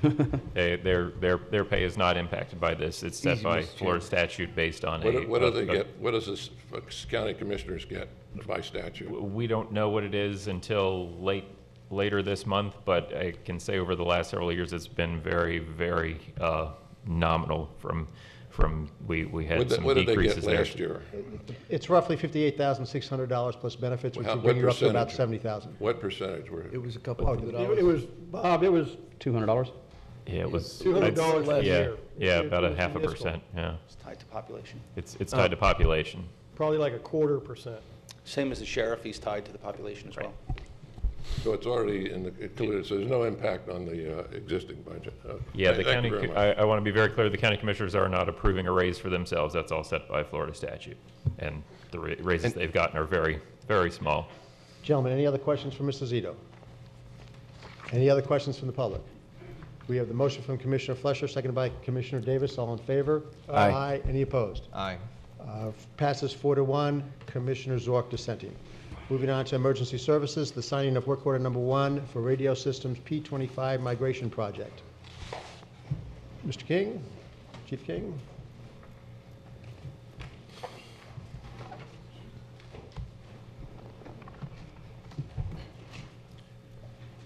Good morning, Commissioners. For the record, my name is John King, County Emergency Services Director. And the Board will recall that back on August 16th, the Board authorized staff to move forward with a phased upgrade to the countywide radio system. It's also detailed in the capital improvement plan. The existing system was turned on in fiscal year 1995-96, so much of the infrastructure is original to that first installation. The system is reaching end of life. Maintenance parts are becoming more and more difficult to procure. In fact, we've actually had to use in a few instances, use some parts off a decommissioned system to keep our system running. And so the Board will recall that a few years ago, we were moving forward with an upgrade and the economy got sour. And so we pushed this project down the road a few years. And so now we're back before you again, and again on August 16th, you asked us to move forward. And this is phase 1, and we're going to be changing the microwaves out and some of the infrastructure connectivity to the towers that are in Fellsmere, Sebastian, Hobart Park. We have one at the EOC, one at Egret Marsh. There's one at the South County Tower, which is near Fire Rescue Station 1, and we have microwaves at all 3 PSAPs. And within this project, the pricing for the materials and labor is equal or better than state contract pricing. And so staff is recommending we move forward with phase 1. Move approval. I'll second that. We've got a motion from Commissioner Fletcher, seconded by Commissioner O'Brien. Anything from the public? Anybody from the public wish? Come on up, Mr. Johnson. Thank you, Chief. It's my understanding we're building 5 new towers. Is that what you said? No, sir. What we're doing is we're maintaining the tower sites that we have, but the infrastructure, the transmitters and receivers that are housed in the maintenance buildings beneath those tower sites, that's what needs to be removed and replaced. Well, that's part of this phase project. This is phase 1. What we're doing on this first phase is changing the microwaves that are on those towers that connects to the infrastructure below. How does the new fire station that's on the west side of 95, how does it communicate? Does they have satisfactory We do. We do have good coverage. It's on the other side of 95 well, it's actually on this side of 95 on 90th Avenue. And we do not have transmitter sites at the fire rescue stations. We actually have a radio system and just an antenna there. And so it's two-way communications to all those fire rescue stations. But this is the radio system that's not used just by fire rescue and law enforcement. This is the same radio system. If you remember back to the 1995, 1996 timeframe, most of the county departments and city departments had individual radio systems. We had VHF systems. And for example, fire rescue had 5 transmitters, receivers. The sheriff's department, I think, had 6 at the time. Vero PD had 4 at the time. And we agreed back at that time to save money by pooling all of our resources and working together. So this is the county-wide radio system that has all 5 municipalities and all county agencies. So we're all in this together. But there's no new towers being built? No. Okay. We will take care of the communications as it progresses on the west side of 95. I would suggest as you get through this project, you'll be doing radio studies, the vendor will, and he'll tell us if there's areas we don't have coverage. I'm sure he'll give us a plan to remedy that. What's happening to the fire station that's been abandoned out on 82nd? 82nd Avenue, we're actually using that location right now for storage. I have a deed for some storage, and I have fire rescue equipment in there, and the Public Works Department's been kind enough to do lawn maintenance for us, so we're still presentable in the community. And at some future date, staff may come back to the board and talk about what we're going to do with that property, but right now, I need that property for storage. When are you going to get empty that? Do you know? You have a plan for emptying the and vacating? What I'm saying is that the property next to it belongs to the hospital taxing district. Yes, so sir. I mean, there may be some good potential resale for that property. That's all. Thank you very much. Thank you, Bob. Thank you. Any other questions from the public? I believe we have a motion and a second. All in favor? Aye. Any opposed? Passes 5-0. Thank you, and this is a great time for a 10-minute break.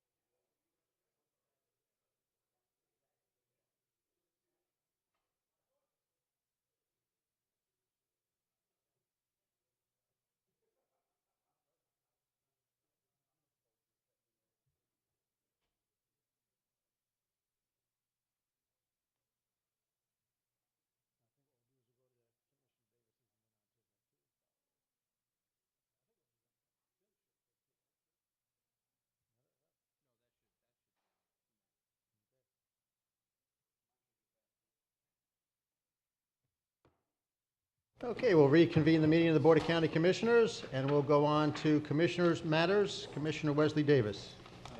Chairman. Mr. Chairman, as you may be aware, Mr. Joe Middleton had passed away, and of course he and his wife they ran the Middleton's Fish Camp out there for forever. And it's gotten to the point where she has decided and found what she feels is the right individuals to sell her interest in the lease to a couple that she feels is very willing and capable and able to do that. And so basically all I'm after is just some support from the board to give staff direction to help them move forward with the transfer of the lease of Middleton's Fish Camp. On this one, actually, Commissioner Davis, I'm not going to be supporting just the assignment of the lease. So I understand that the present tenant pays $1 a year for county land and property. Mm-hmm. And I don't know what the value of the property is, the value of the land, so I don't know what the value of the gift is. I don't know what the public purpose is for basically giving free public land to a private citizen. And I think at the very least, at this point in time, if we're going to continue renting the property, we need to have a request for a proposal. So I certainly wouldn't be supporting another assignment of this lease. Commissioner, excuse me. And Mr. Chairman, I'd say staff would prefer a process through this. I know there's a lot of history out there with the Middletons, and but at a time when there's a changing of hands, it may be good to reevaluate. There are just some things in the agreement, you know, from saying we provide a 1977 snapper lawnmower to one of the things is the agreement has a provision where the Middletons were to keep 50% of camping fees and the county would get 50%. As I understand, as long as I've been here, at least there's not any camping fees going on out there. But in 1979, I think this lease contemplated that the county would be getting some sort of revenue. So it just seems that now might be a good time to have an evaluation process. And I think if there's, you know, if there's folks that the Middletons are interested in passing that off to, then that might garner points in a competitive process. But I think for a public process standpoint, it's good to go through a public process. Why did they need permission from us to transfer? The agreement doesn't contemplate their ability to transfer or not transfer, so I just interpret that as to be if they were going to, they should get the approval by the board. Please, I can't run the meeting, but. No. Well, ma'am, let us just finish our discussion up here and we'll invite you up to speak. Anybody else from the dais?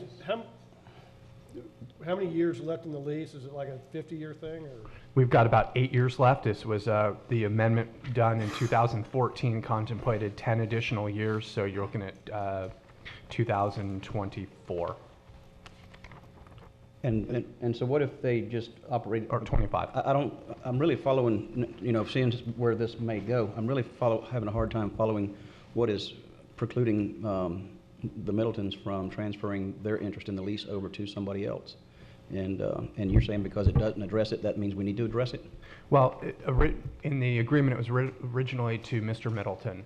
And then acknowledging that his wife was involved, the board specifically expanded it to be those two in it, and didn't really call for anyone else to be able to step in the shoes of them. And I've seen a lot of real estate leases, and generally they're not assignable.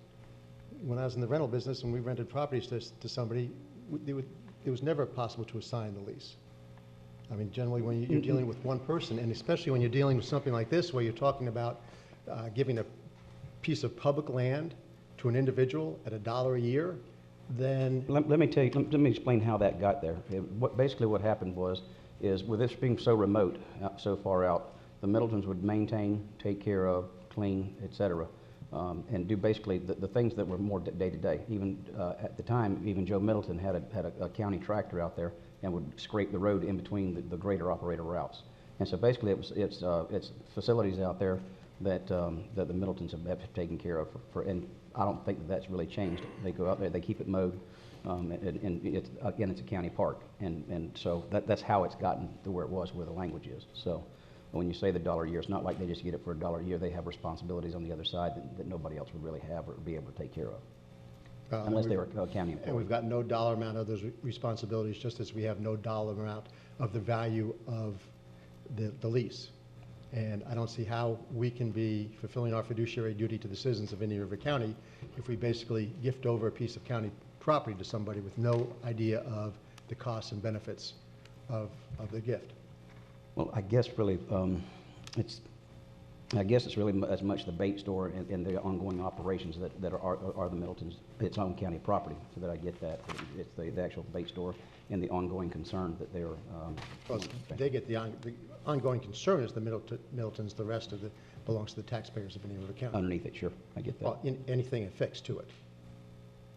I'm not sure, that's a good point. In real estate law, unless it spells differently in the lease, it's everything that's on the property and affixed to it. Is it? Who owns the building?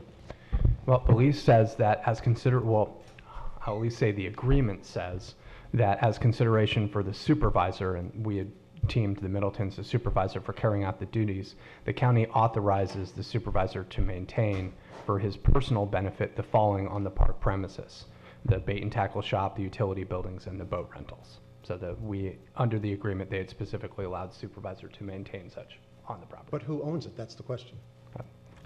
I haven't seen any separate ownership of any part of it under the Middletons. Okay, so in real estate law, what's the general presumption? The presumption would be it's ours. Yes, exactly. So, I So, mean, all right, so how would you like to try to move this? if we want to move it forward, I would first of all like to know what the value of the land and building is, so I have some idea what the scale and scope of what we're talking about is. As I understand, we haven't had any appraisal or anything in some years. Then I think the correct thing to do is to send it out for a request for a proposal, after a discussion to see if we even want to continue owning the land. I don't know if we do. So, Yeah, I wouldn't think we'd want to go down talking about surplusing a state or a county park. I mean, Blue Cypress is. well, okay, County. that's fine, but at least get some idea of the value of it, so I know what we're talking about, and then send it out for an RFP. Oh, you asked the question, Commissioner, that's my answer. I mean, you may not like it, but. I have a question. As the chairman mentioned, in commercial leases, it would say usually clearly in a paragraph, this lease is not assignable. Does this lease have that provision? Well, this agreement does not have a provision directly on point of That says that it can't be? the issue that it can or cannot be assigned. Right, okay. And I haven't talked to Mrs. Middleton, so I don't know any of the technical sides of this.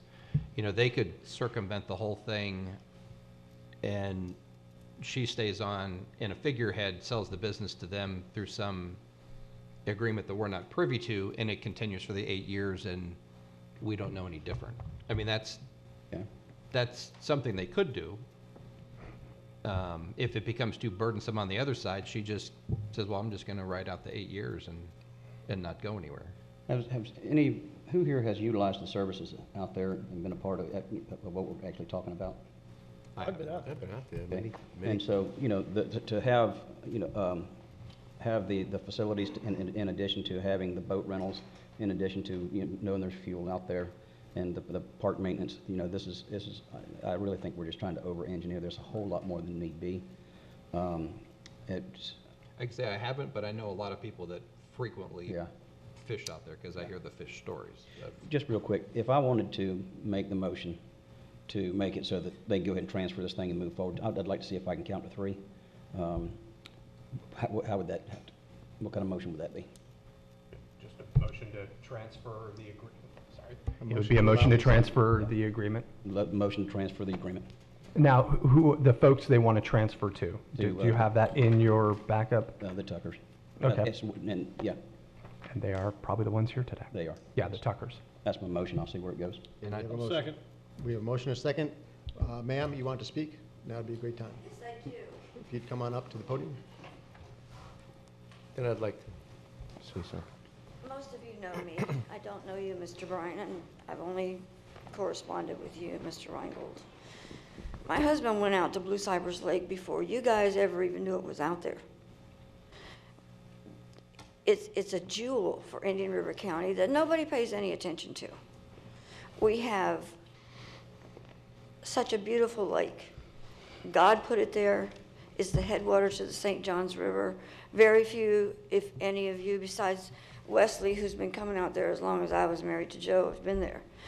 But it is his legacy as far as I'm concerned. I would never agree to let anyone take it that would change it. And I've had a couple of offers, but I could just see jet skis and things that we didn't want, wave runners, and people coming in from somewhere else that wanted to change it. These people have been a part of Blue Cypress Lake, this generation. Their great-grandfather has a little green cottage down there that's been under scrutiny now for years because the DEP or somebody wants to take it down. They believe like I do. But you have to understand, there's a lot of things that go on out there. There's never been a dollar passed through to county, to my knowledge. We tried at one time when Mr. Romantic was here, to allow us to charge for a ramp fee and for camping, but the county never did allow that. We have beautiful campgrounds. They're all primitive. When Dick Bird was a county commissioner and Mrs. Adams, they got us beautiful bathrooms. We maintain the park. We keep a record of people who come and go and camp there. They're limited to how many days they can stay. The bathrooms are cleaned every single day, and there's no vandalism out there. I have boats out there with motors on them. People that come out there want to come out there and appreciate what's out there. And Teresa and Robert will not change that. I'm not leaving. My home is out there. I have rental properties out there. And so I invite any of you, and Mr. Brown, I invite you to come out there.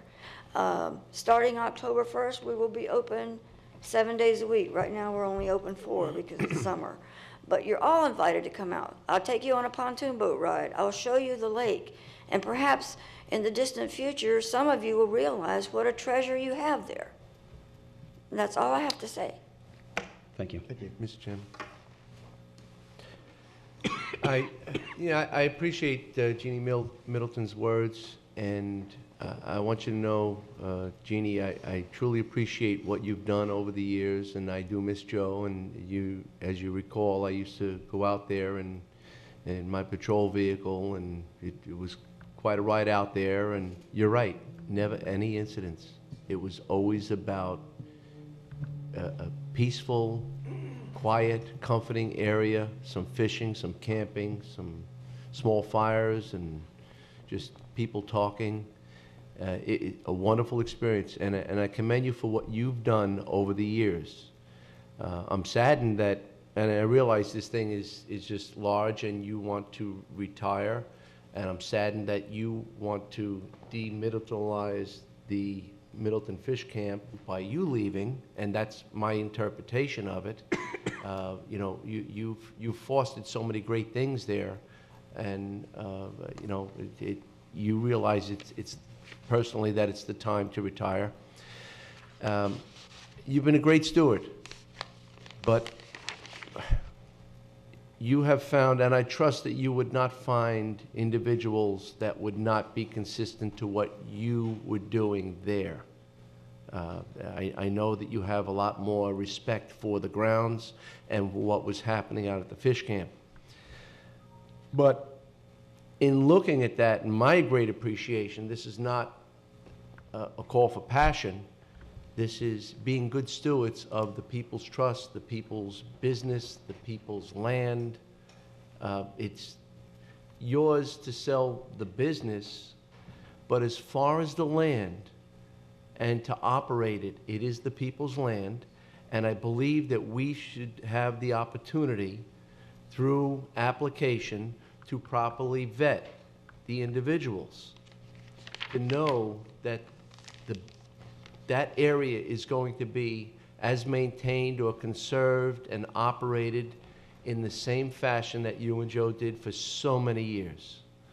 I can appreciate that, but I think that we do have to have the opportunity for review.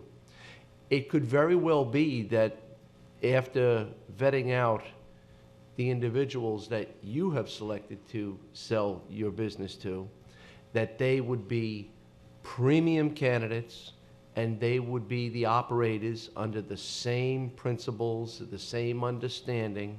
And again, just reverting back, this understanding was made when there was also rental decisions being made. I think we should embrace this opportunity, but I just don't believe it's responsible to being good stewards to the taxpayer to just say, oh, you pick somebody, it's okay. It's not that your decision may be errant, but if we look at any other arrangement, if we did that across the board, we would not be fulfilling our obligation to ensure that the people's trust and the people's property is being duly served. So it's very difficult to do this, and it's with a heavy heart that I could not support a simple transfer. But I believe at the end of the day that, again, we don't know the individuals that you've selected, that you've chosen to sell, but I think we could get to know them through application. And I believe that we don't want to have to maintain the park as well. So I believe that this could be a very fine opportunity for new people to come into this environment and maintain it at the same level that you have done for so many years. But it's very difficult for me to support a simple transfer of the lease. Okay? I just wanted to explain. Commissioner O'Brien. Thank you, Mr. Chairman, under discussion. You know, looking at this, Blue Cypress Lake area and the things that are out there and the stilt houses and things like that, this is a whole different way of life. It's a different culture out there. You know, we have an agreement. It's not a technical commercial lease. It's an agreement, you know, basically codifying a handshake agreement with Mr. Middleton. And I think the stewardship is critical here. And I voted years back for the Sexton Ranch purchase because I wanted to make sure that land was in the hands of the Sexton family because I knew they would be good stewards of the land. And I feel the same way here. You know, that's such a gem. It's so unique. We don't want to commercialize it. I think the value, the beauty of it is it is stilt houses and things like that. And we've got 8 years left on an existing agreement. And in 8 years from now, when that comes up, you know, we'll have the new Mrs. Adams, Mrs. Middleton. We'll have a new Mrs. Adams. Hopefully she'll be in her second term and be serving as chairman by then. And I think she'll understand what's going on and do the right thing at that point in the future. But I would just for the Tuckers, you know, I'll give you that caveat. In 8 years, that agreement will expire. And I can't tell you what will happen then. You know, hopefully something will be worked out, but I think you need to go into this with your eyes open, that you have like an 8-year window. And just no guarantees after that. Don't know, I don't think, well, we know Wesley won't be here anymore, unfortunately, but. He might come back. Yeah, he could come back by then, yeah, so we never know. Redraw the lines. Redraw the lines.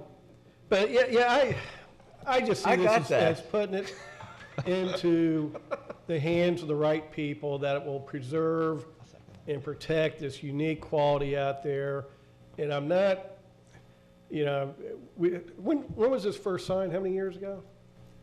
Well, there was an initial agreement back in '79, and the one currently pending was, I think, back to '95. So we're 79, you know, we're close to 40, 45 years. I don't think the county has been hurt by the $1 a year lease for this. We've done fine with our $1 a year. And so I'm good with trusting these folks, trusting Mrs. Middleton's judgment, and preserving the quality and the way of life out there the way it's been for the last 100 years, whatever it's been. So I appreciate those words, Commissioner. Anybody else from the dais? Anybody else from the public? Peter. We've got a motion from Commissioner Davis, second from Commissioner O'Brien. All in favor? Aye. Any opposed? Nay. Aye. So we have motion passes 3-2, Commissioner Flesher and Solari voting against. Thank you, gentlemen. We'll move on to Commissioners. actually, would you mind if we move the solid waste items up at this point? Yeah. I'm getting a little bit tight. Okay, fine. We'll move up to 15B3, request approval for residential paper shredding event on November 19th. And Mr. Chairman, my only comment on this one, and Stephanie will give us a presentation, but staff is recommending another shredding event on November 19th, which is America Recycles Day, and then also a second paper shredding event on April 8th, which is Earth Day. And my only recommendation here is if staff is supportive of it, I'd just make those, good going forward. So every year you can tell the public, on this date, we're going to have a shredding recycle day. So, but with that, I guess, Stephanie, you've got a presentation. All right. Well, thank you and good morning. As you know, we don't accept shredded paper in our curbside single stream recycling program. We recommend that residents either tear up the papers and throw it into the recycling bin when possible, or there are local places that you can have your paper shredded and recycled for a small fee.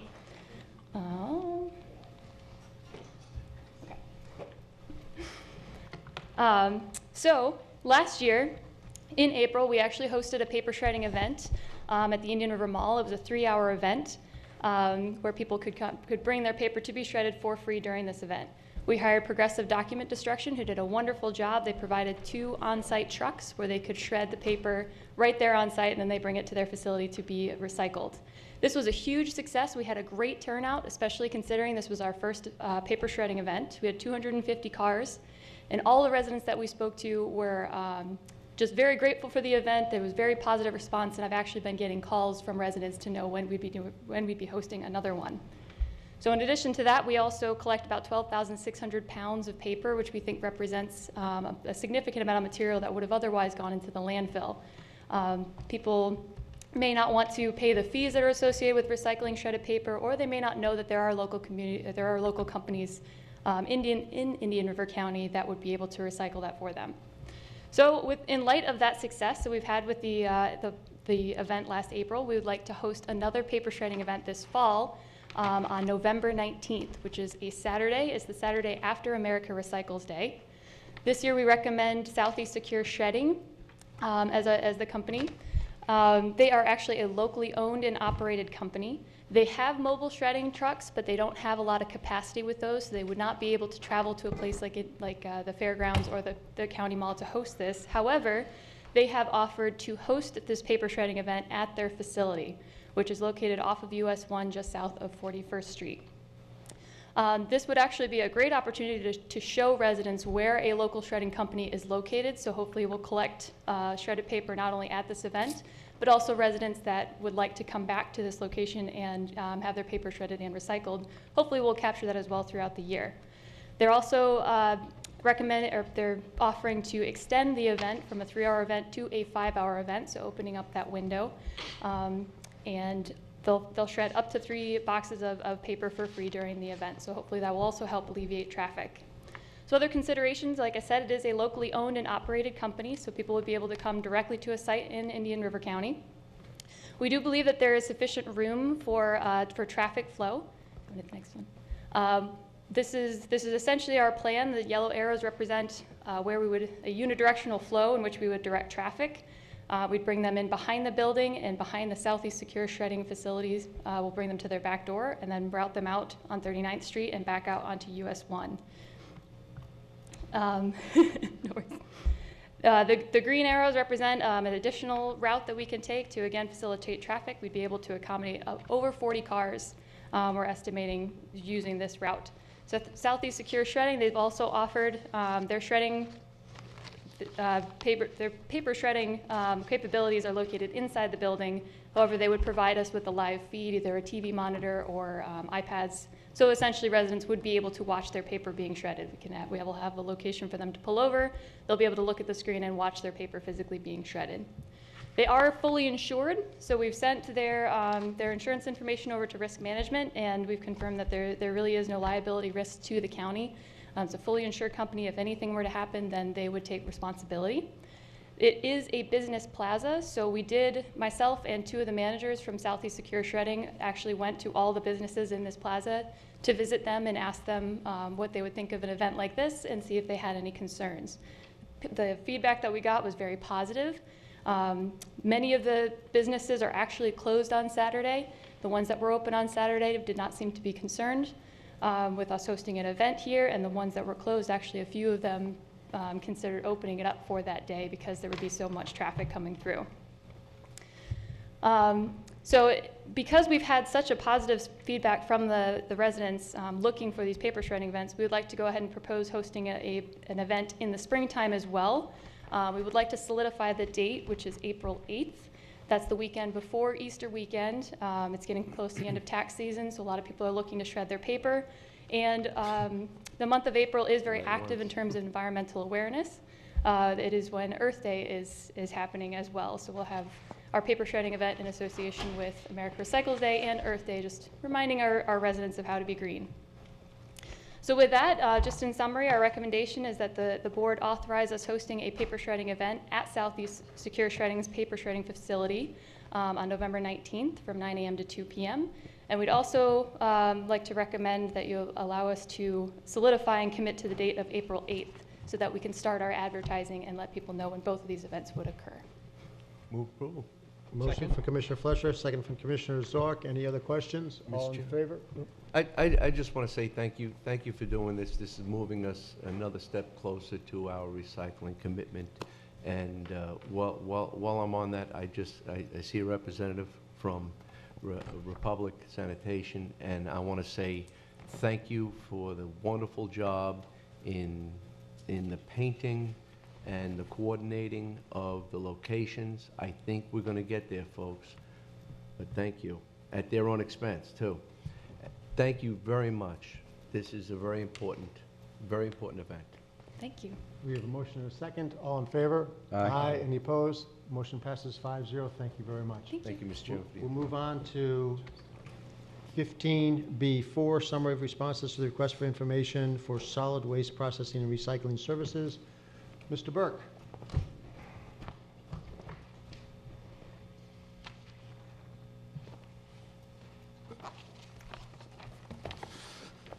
All right, thank you, Commissioners. For the record, Vincent Burke, Director of Utility Services. To my right is Himanshu Mehta, is the Managing Director of the Indian River County Solid Waste and Disposal District. Today, before we have, I know that we're under some time constraints, so I'll hopefully talk quickly, but not too quickly. Some of the results from the request for information for solid waste processing and recycling services. So just a quick background timeline on how we got here today. Back in December of 2014, the SWID board directed staff to undertake a feasibility study looking at mixed waste processing. What is mixed waste processing? That's on the back end, where all the collection trucks bring the material to the landfill, either from the commercial, multifamily, or residential areas, in the hopes of diverting that material to try to reach the state required goal of 75% by 2020. So in January of 2015, the SWID board approved work order number 2 to Kessler Consulting. They were instrumental in helping us with our solid waste master plan update and some of the contract negotiations for the switch to single stream. But Kessler has some history with Indian River County and provided a work order which the board approved in early January of 2015. Later on that year in May, staff provided an update on work order number 2, which summarized some of the efforts. And the SWID board at that time directed staff to proceed with the procurement process to allow for inclusion of out-of-county waste. That was kind of critical based on the tons that are disposed on a daily basis and yearly basis, and looking at the possibility of trying to bring in additional out-of-county waste in order to make it financially and economically feasible for some of these companies. And also the second part of that was to not allow a mass burn facility, and we'll go into some of the details a little bit more. In order to minimize costs, staff directed KCI to focus more on an RFI just to see what is out there on the street rather than a request for proposal effort at that time. And then on May 22nd, 2016, with assistance from KCI, staff did issue RFI number 2016039 regarding the solid waste and recyclables processing and disposal services. In conjunction with the county purchasing department, the county received 12 submittals on July of this year, and that's what we're here to summarize. So just a little bit of the timeline delay was due to the fact that we had a very large paradigm shift in how we had operated in the past with 2 different haulers. We certainly went through a large process to try to move to single stream recycling and going to a carded system, and once a day pickup that resulted in a little bit of delay between when we initially got board approval and when we were able to put the RFI out onto the street. So 12 submittals were received. Those are on your backup agenda, which starts on page 262, and there's a summary sheet which is on 268 looking at some of the 12 submittals that had been received. Mixed waste processing, 3 submittals were received with a capital cost of anywhere between $43 to $83 million. There's 1 gasification submittal, 1 pyrolysis. Now, some of you in the audience may want to know what the difference is between gasification, pyrolysis, and pyrolysis, according to Wikipedia, is the decomposition due to a high temperature without the presence of oxygen. Gasification has a higher temperature that turns some of that material into a more usable product with some syngas that's produced. And those were quite costly, anywhere from $92 to $164 million of capital costs that would be required. The biosolids and the organics, 2 submittals were received, although no firm pricing was provided. Again, this was an RFI just to generate interest on what was out there on the street, not necessarily an RFP, which would have secured a more definitive pricing product. Transfer station-based plan, 1 submittal. with costs ranging from 4 to 10 based on economies and some efficiencies tied into the transfer station. There's one status quo submittal. No concrete pricing was provided at that time. And 3 submittals for general information, not specific to Indian River County's RFI. Interestingly enough, there was no response from Indiano's Planet Bioenergy or Indian River County Recyclers, the concrete recycling facility just to the south of the landfill entrance off of 74th Avenue. The proposed tipping fees ranged anywhere from $40 to $63 per ton, which are, as you know, significantly higher than what the current operating costs are. And in some cases, some of those tons were actually even doubled if you're looking at a mixed weight complex that takes into account not only MSW diversion, but also some biosolids separation, organics, anaerobic digestion, and some other processes on site. So some of the key decision factors, which really are crucial to understanding where we are today and where we could be in the future, is the Landfill and Customer Convenience Center agreement with Republic Services is still in effect right now. It currently expires at the end of 2017 with an option to renew for 7 years. However, part of that contract, there's language in there that stipulates that SWID, the Solid Waste and Disposal District, must notify Republic Services of its intent either to renew or not to renew the agreement before or on December 31st, which is the end of this year. The second one is a single-stream recyclables transportation and processing agreement was entered with Tropical Recycling. That expires August 30th, 2020. They're down in Fort Pierce, so all the material that Waste Management brings into the landfill, the transfer station, if you will, is then picked up and brought down to Fort Pierce for additional processing. That agreement expires August 31st, 2020. SWID has to notify Tropical Services 180 days prior to the expiration of the current term. And the last one is the yard waste processing with INEOS. There's a certain amount of vegetative material that's processed on site and then given to the landfill, either for landfill cover or to be used at the parks and other places, 25,000. But certainly all the vegetative waste is brought to INEOS for processing, and that agreement expires July 14th, 2031. I know a couple of years ago we came and talked about how Himanshu and I had visited the Infinidius, Alabama facility a couple of years ago. There were some costs that were asked to be presented by the board at some other board meetings, and they're summarized here. Phase 1 was a $35 million capital investment.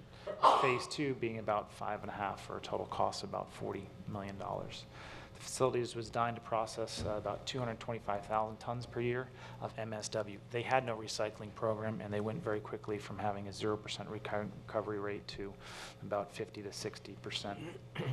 There was another phase that was added to be used to create some anaerobic digestion to achieve an even higher percentage of 60 to 75% recovery. Phase 3 was then to push that up to about 85% with some engineered fuel products, which if you looked at some of the summaries on the matrix on the back of your agenda, includes some engineered fuel products as well to achieve that higher diversion rate. But staff, as we had mentioned, had gone up there. But just to let you know, the facilities did close in 2015 due to the commodity pricing and the fluctuating commodity prices. So the high-quality product that was produced in Alabama that helped Alabama jump to the forefront of its recycling efforts certainly is at the mercy of some outside price fluctuations, especially with regards to some of the plastics and the virgin petroleum, which has been pretty low as of late. So FDP in 2015 has a calendar year solid waste management report.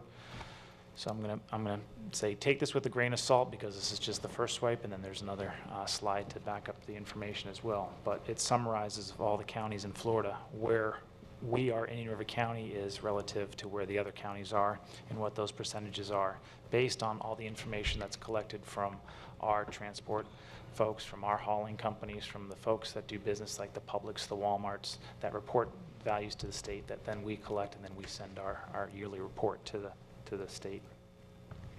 So the state's saying that we have to be at 75% recycling by 2020. We looked at the Florida overall recycling rate in 2015 was at about 54%. 20 counties are leading the way with 2015, but of those counties you'll see here, most of them are waste to energy plants. although the majority of counties are below the 50% recycling goal. So on the right-hand side here, you'll see some of these counties like Palm Beach County, for instance, that put in over $600 million incineration facility to try to achieve that high percentage. So quite a large cost to the county and its residents in order to incinerate the trash that they produce. 10 out of the 20 counties that achieve 50% recycling, again, the waste energy or other technologies that are out there today. Indian River County is ranked 24th out of 67 counties in terms of our overall recycling rate of about 34%. We are hopefully going to look at what the single stream has done, but on a percentage basis on the residential side, it's still a small amount, even though our tonnages have gone up over 50%, which staff has presented to the board in the past. So here's a sum total of all of the, and this is for the DEP form. It's a little bit hard to read, I apologize. Looking at the county on the left-hand side, the population in the middle here, and the adjusted overall recycling rate with Pinellas and Palm Beach County at the top of the screen, and Dixie and Glades at the bottom of the screen, and Indian River County, just the highlighted section here, about 34% recycling right now.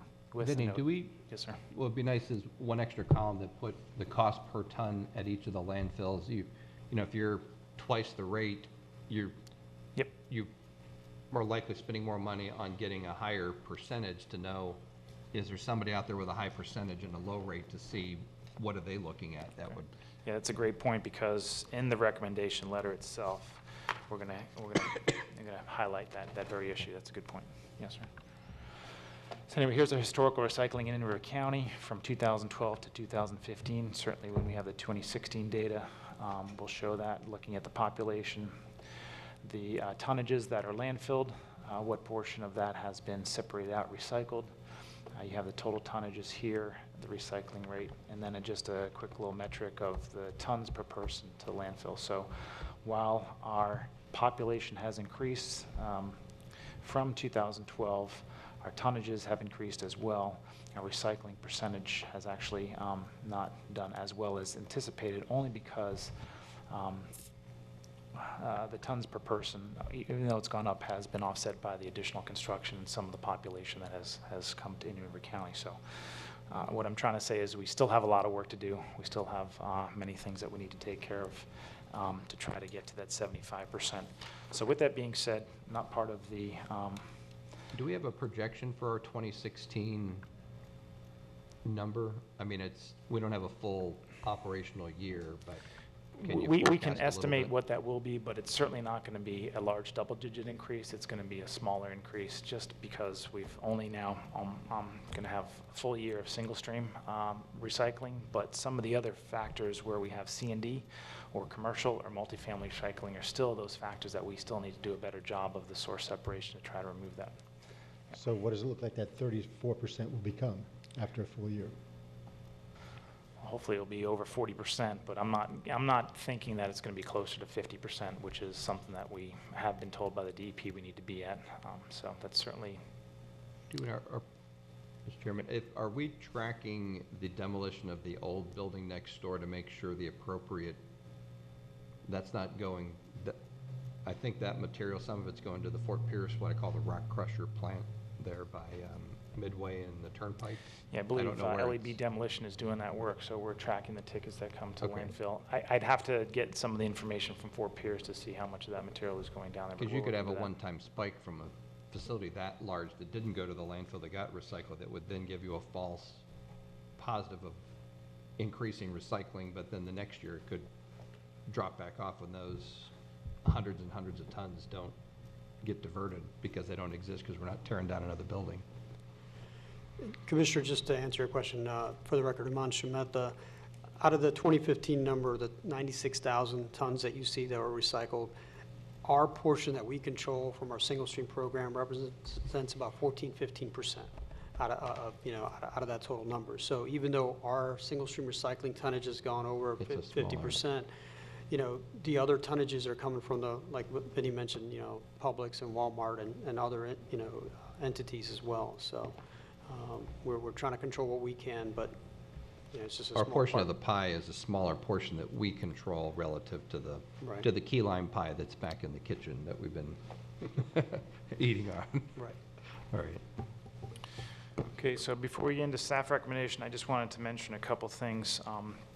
As part of the RFI, we did a nice job in working with KCI to pull together a comprehensive package that looked at what the proven technologies are out there, whether or not there's a full-scale program in the domestic United States, not somewhere that's been approved in Europe, but certainly not able to be used in the United States, what the expected diversion rates are or could be utilizing some of the technologies, and whether or not X amount of tons of out-of-county waste would need to be brought in to assist in that process. And then we tried to get some financial numbers, but in some cases there was a vast range of dollars, and in other cases it was not applicable to what we have here in Indian River County. But one of the things that Commissioner Zork had mentioned, which I'll bring to your attention on page 267, is the last line of paragraph number 2, which in essence says, however, the county should be aware that the overall cost of any system, whether or not you're looking at mixed waste processing, biosolids, anaerobic digestion, engineered fuels, the overall cost of any system that substantially increases the waste diversion, which is what we're looking at to get to that 75% by 2020, will likely be greater, or in some cases much greater, than simply landfilling the waste and what we're doing right now. So we have the status quo with Republic Services, and I have to echo what Commissioner Fletcher said. Republic Services has been doing a great job, not only at the customer convenience centers, but certainly at the landfill with guys like Brian and Eddie, who are there on a daily basis to manage the waste coming in a safe manner, to meet the FDEP operating permits. And certainly we applaud their efforts to keep the landfill running as smoothly as possible. But we're here today to say that we have some options. We can look at the status quo and continue to do what we're doing and probably be no closer to our recycling goal, or marginally closer to our recycling goal. Or we can take a look at maybe formalizing a formal RFP process that will really tie some of these folks to some hard numbers, with the understanding that if the higher diversion rate is to be obtained, there's going to be some capital costs, and those costs are either going to be paid for through a long-term partnership, through higher tip fees, or perhaps some higher non-ad valorem assessments required of some of the residents that are going to be using that. So we have some options, and we need some board direction on how we are to proceed. Are we to focus our efforts on the source separation to try to get the multifamily, the school boards, the commercial sectors to look at the commercial recycling efforts? Or are we then to try to do that on the back end with some whiz-bang, infamous type of system, which we just wanted to illustrate that that was a very good system, very, very well-run, high quality of product, but certainly very expensive, and it is not in operation today. So that's why staff had certainly wanted to see if there was interest out there on the commercial side. There is interest.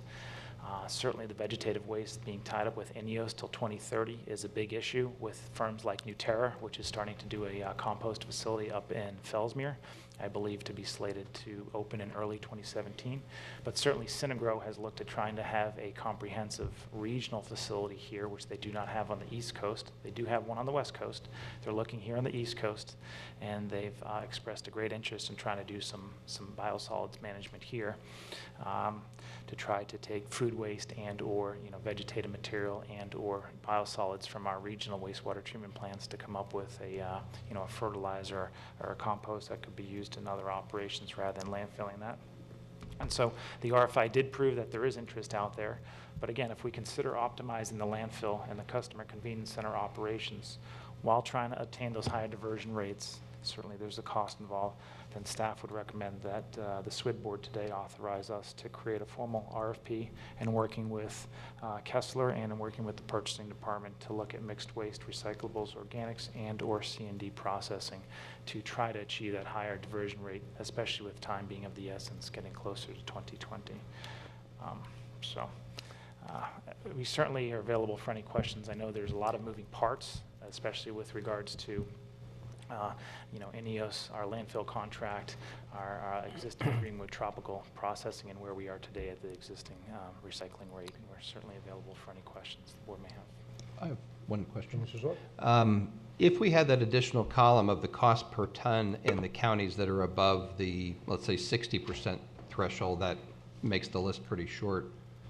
And if something stands out on that, to investigate what is County X doing to achieve such a high rate, and kind of look at whatever their process procedures or whatever they've implemented technology-wise, to see is there somebody that's come up with some type of a plan that is worth looking at.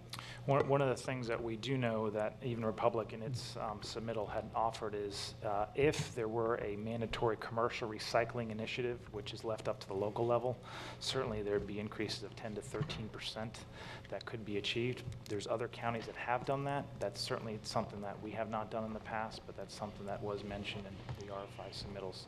That could be part of that process to try to achieve some non-waste energy type of initiatives that might be able to. And I know many of the multifamily site plans have an efficient large compactor that they just collect everything in.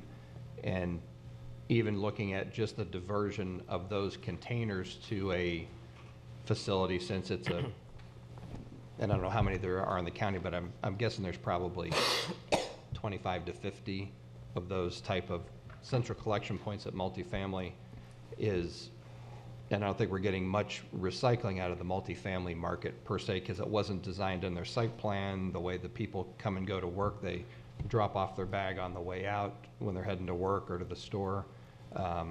So looking at that market, that's a pretty decent sized market, I would think. Is there a way of diverting that market from the landfill to some type of processing? Because I think we've made some pretty good strides on the single stream. I know my personal recycling has got to be up like 300% because it's just so much. It's so easy now to do that. But so one, looking at the counties that have the high success rate, what's their tonnage cost, and then kind of look into how are they achieving that, the balance between cost and their recycling percentage.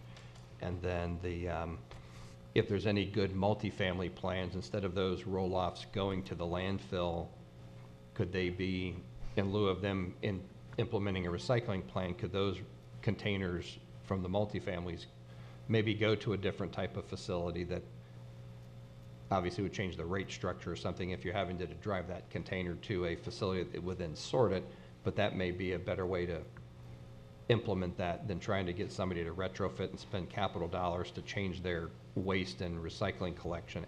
And they may not even have the footprint space to actually set up a secondary pickup. Thanks. Commissioner Fletcher. Thank you, Mr. Chairman. Vinny, I think that you can get a little bit more optimistic on those numbers. I think it's going to happen. There's a few things that we don't mention, unsung heroes like Tim Gaithers over at one of our convenience centers, that I want to see you try to take something recyclable and put it in his dumpster. It's to be commended, and thank you.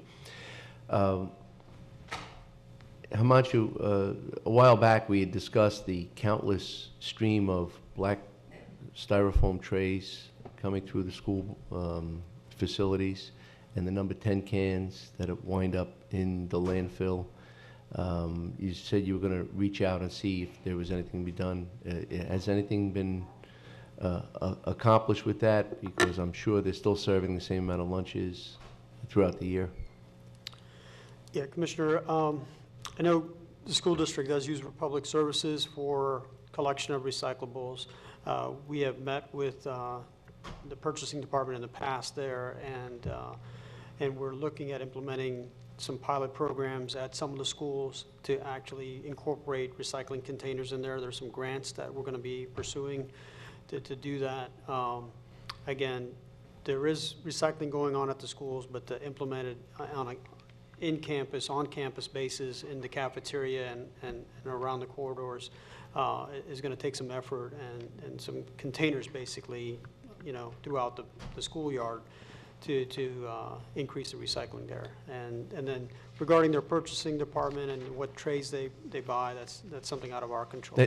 I understand, and that we can't process them at our level because of the black plastic trays, not white Right, plastic trays, right. correct? And, but I just think it's an area that we can gain a couple of percentage points very quickly to get those numbers, and Vinnie will be quite pleased. Sure. Thank you. But with that, I'd like to, Mr. Chairman, I'd like to make a motion to, Before you do, can I just Sure. make some comment? Because at this point, I'm not really ready to do anything. I mean, I think that Commissioner Zorc had a very good point about getting some of those prices down. And then I'd like to get a much better picture of what we might be able to do by implementing a series of things we talked about in the past. And this was the first time that I heard that you thought we might go up 6 or 8 points in overall recycling based on single stream. You may have mentioned it before, but that's the first time I've heard a definite number. And that's the first time I remember hearing a definite percent of 10 to 15% on commercial recycling. So I'd like to get some estimate. I think we need really probably a full year of numbers of probably January to January, because the ramp up for the October, November, December of last year was pretty sporadic. But I'd like to know, what we think our real number is based on the single stream recycling. Then if we can really think we can get 10 or 15% more by commercial recycling, a line which has that. Then if it's possible to do some analysis on the cities, the municipalities all have different ways of doing things. For instance, we went to once a week pickup because of one of the reasons why I voted for once a week pickup is because I thought that would help increase recycling. The city of Vero Beach has twice a week pickup. Does that undercut recycling? So can we compare somewhat like areas of the city of Vero Beach to unincorporated county to see if it actually does make a difference? I don't know. I'm just, I just guessed that it did. More importantly, if there's some now estimate of how much more we can recycle if we actually close 2 or 3 recycling centers.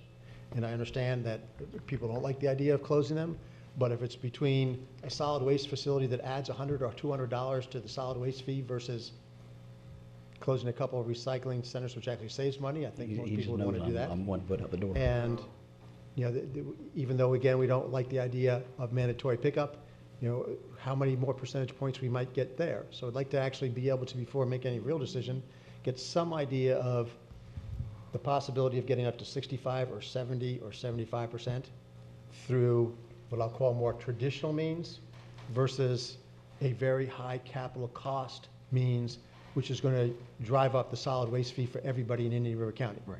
And at the end of the day, just looking at all the other counties, I mean, I don't think that we would ever really want to build one of these solid waste things. We'd probably end up having to partner with some other county, or at least in some way partner with 1 or 2 or 3 other counties. And the ones that were on the top of your list were all 1 million, 2 million people counties. And they have the people, the volumes and everything to do it. And I don't think that we do. But we are in the majority of counties in the state of Florida, that is small counties, less than 200,000 people who couldn't afford this. And if we can get through traditional means up to 65, 70%, I think when push comes to shove, the state is going to relent, because I'm not sure that the Florida legislature is going to want to basically almost bankrupt counties to get to the 75% recycling. I don't think they knew what they were asking when they did the 75%. Right. And again, I'm perfectly happy to state at our house, we recycle 95%. But we've been doing it for years, and that's not a condo. It's, I was talking to somebody before. I mean, I have a compost. I put pounds and pounds in my compost each week. I haven't come across a compost heap in Johns Island, and I don't think it's happening. So, and it's not going to happen. And it's not going. No, yeah, that's a part of. Or it's probably not going to happen. No, I don't think it's going to happen. So, there are, Orchid Island, I think, are filled with very responsible people, but they've got multi-story buildings and things like that where it's differently. So, anyway, I think what I'd like to do is have a lot more better information like that, especially with Commissioner Zorc's number on costs. So we have some idea of what we're actually voting for. So Mr. Chairman, and I agree, short of taking multi-million dollars and building a MRF, it's going to be a long trail to get there, but I think we're moving forward rather significantly in recycling. I agree with everything you said, too. We need to have a better grasp of the numbers.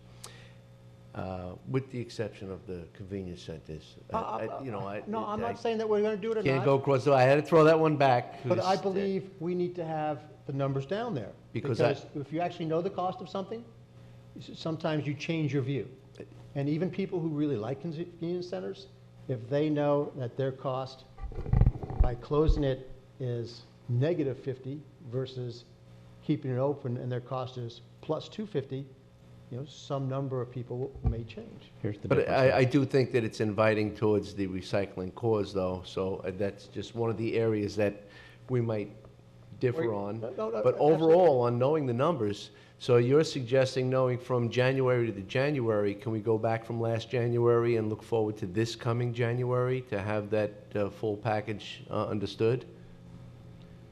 I mean, if that's possible, I mean, we're a few months out and we'll be able to better assess this and embrace the best for the people of Indian River County without the convenience center thing. I mean, we know our numbers, commissioners, and as I mentioned, our single-stream recycling program is doing great, and, but that represents a small percentage of the total recycling that occurs in Right. the county. So we can certainly estimate the 2016 report will not be due to DEP until April of 2017. Oh, but we should be able to have it by the end of January. Preliminary Right, close. I mean, it's not by the middle of February, end of February. Right. But- No, we'll be able to generate our numbers. But Some a of large, those- 4 months. Right, but a large portion doesn't come from us, right? So Right, we so- don't have the whole number. It comes Okay. from those D- Walmarts and DEP, Publix. what they do is they collect information from all these other entities that report to them, and then they provide that data back to me, and I'll get a timeline, on But that. also with some massaging, I don't think they changed their, I don't think they changed their method significantly in the last year like Right, we right. did. So we could- So if we looked at the last three numbers and did some smoothing, we could probably come up with plus or minus 5% pretty clearly and fast. Sure. So that needn't be a delay. Yeah. So staff has 3 to 4 months to get all this information together, or that will be the end line of the information? And then we'd like to see this brought back so we can make a better determination for the needs of the citizens of Indian River County as far as costs and likability or feasibility to be able to perform So we that. can have a good discussion on the convenience centers. So moved. Excellent. I'll second it. Does Commissioner- staff understand basically the motion? Okay. We do. Can I- Any other discussion? One other one. Do we have dialogue with the city on just having attended a birthday party at J.C. Park over the weekend where we probably had 100+ water bottles from all the kids attending, and there's not a single recycling thing there. And I know we're trying to implement recycling at our ball fields and other places where you have a lot of plastics use. But talking with them, we could have diverted 80% of our waste if we had another place to put it, is to see where the city's at in the discussion on those. And then also a plan of when do we think we can have recycling set up at each of our park facilities where we have considerable generation of plastic products. I think that's a good point. I mean, we ought to talk about the city, and the recycling is our basic responsibility. Sure. So we ought to talk about the city and ask them what we can do to recycle there and make it consistent with what we're doing whatever we're doing in our county parks. So the same system we set up in our county parks, basically, we ask the cities if we can do it in their parks.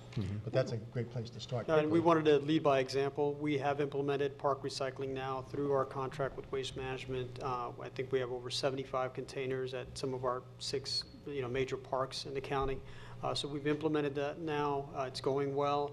We want to now take it to the next level and approach the cities. We also want to work on some county beaches as well. We haven't implemented any recycling there. So we are moving in that direction of engaging the municipalities as well and saying, hey, this is what we've done.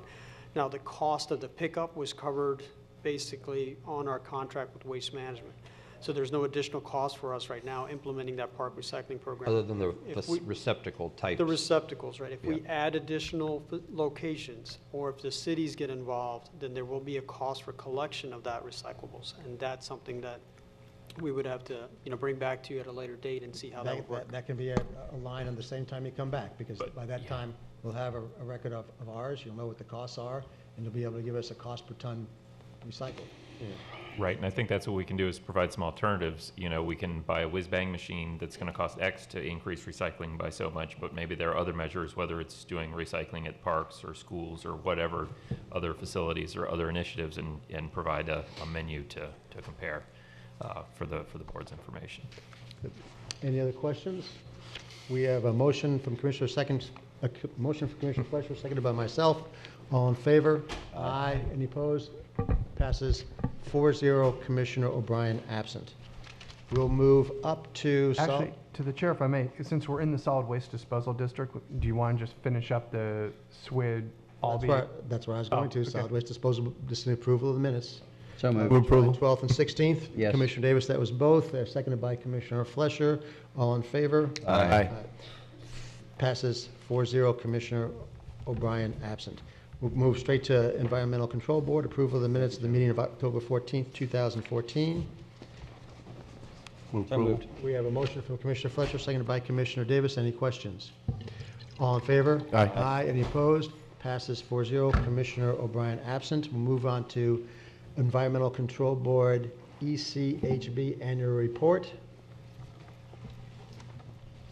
Any questions, concerns, or do we want to hear Cheryl Dunn give us an update? Move approval. We have a motion seconded by myself. Any questions? Cheryl, since you came all this way and we're waiting, any particular message you'd like to deliver us today? Well, Come on. apologize for not getting you last year's report. You need the microphone. Is this mic on? I apologize for not getting you the report till this year, but you'll be getting this year's report within the next couple weeks. Super. Thank you very much. We have a motion and a You're second. very Thank you. welcome. All in favor? Aye. Any opposed? Passes. Cheryl, thank you very much for coming. Oh, thank you. You're not Yeah, far, well, so well, there's the release of lien too. and That's so we'll all. move to the release of lien. Move approval. Second. We have a motion from Commissioner Fleischer, second by Commissioner Davis. Any questions from the audience? All in favor? Aye. Aye. Any opposed? Passes 4-0. Commissioner O'Brien absent. Thank you very much, Cheryl. And Mr. Reingold, did we skip anything? Yes. We have 14 E1, and then we also have Gotcha. emergency services. I gotcha. Commissioner Zork, Good morning. you promised this would be fast. It will be. Back in 2013, before the district lines and the whole elected official games changed, we had extended an invitation to the elected state representative, state senate, to make available some of the vacant office space we have here in the county.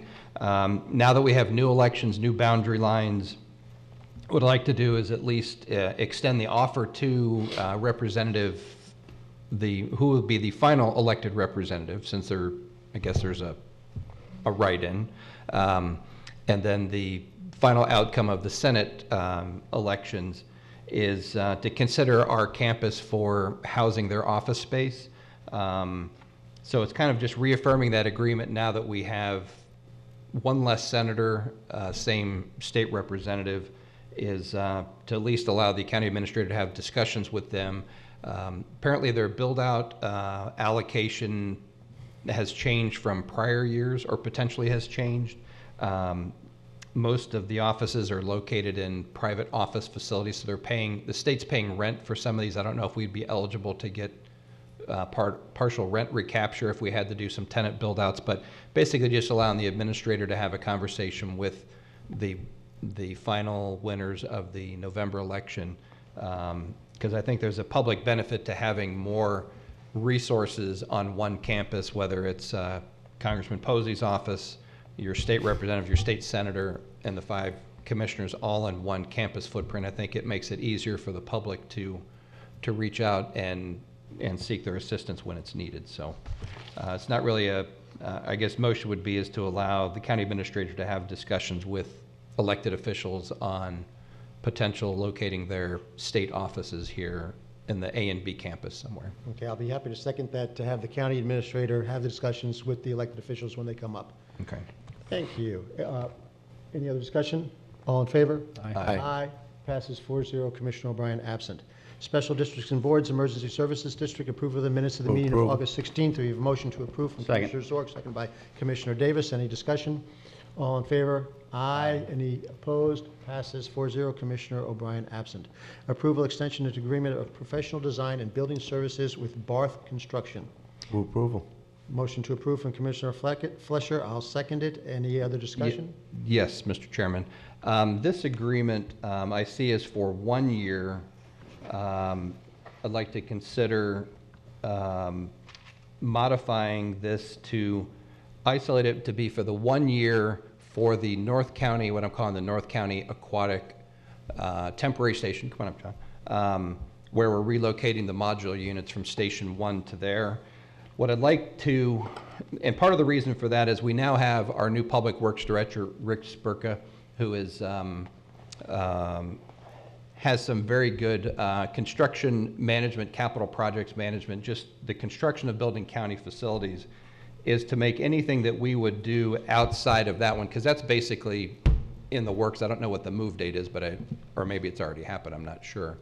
But it's well underway on that one, so I don't want to disrupt that. But anything after that is to bring the construction, procurement, design to all fall under the Public Works side, who builds all of our other capital facilities, and use use staff's recommendations on what policies and procedures to go forward after we would finish the, do we have a number for that station up there? Station 15. For the record, my name is John King, Emergency Services Director, and you're discussing Station 15 at the North County Aquatic Center, and our anticipated open date is October the 14th of this year. Good, so it is well underway. Yes, I haven't been up there to the pool in a while.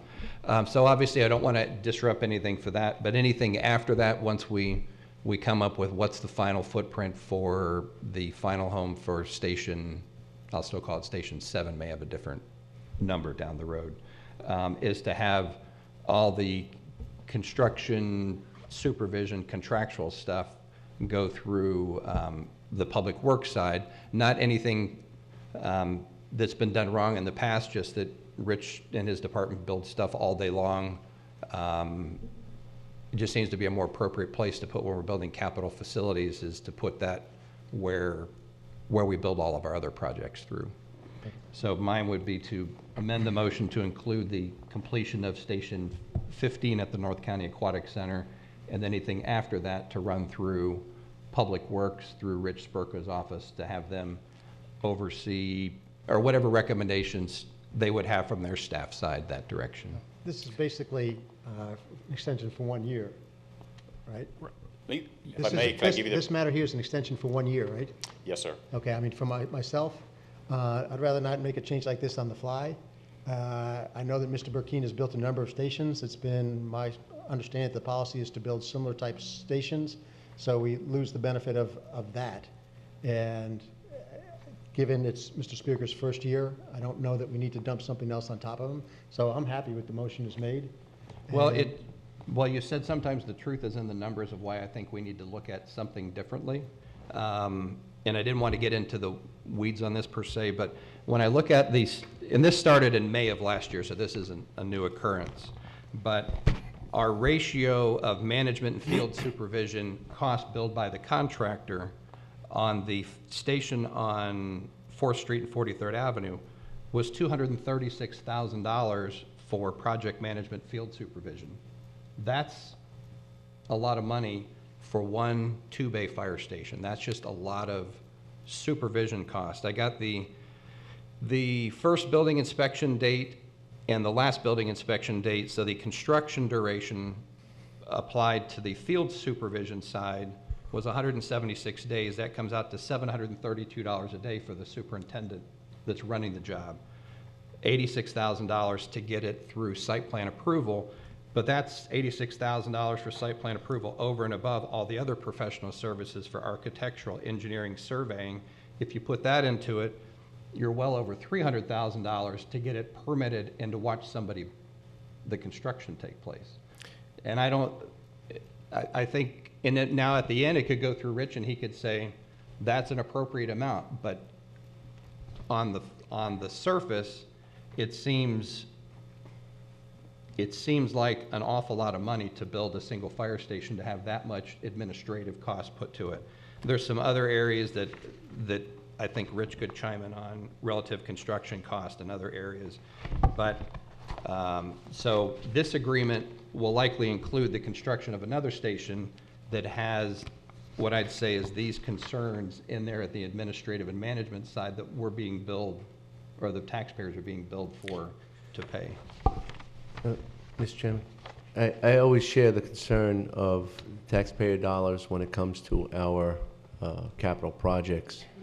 But I will say that in being the initiator of the movement to get a Station 15, I would like to see the people in the North County have the same type of building, the same structure, with all the amenities and service-oriented applications consistent with all the other stations. And I believe that we have a very good system going, and I like to see those in the fire science be in direct line with the consulting and the overseeing of the operation. So I'd rather see it left the way it was and not altered at this time.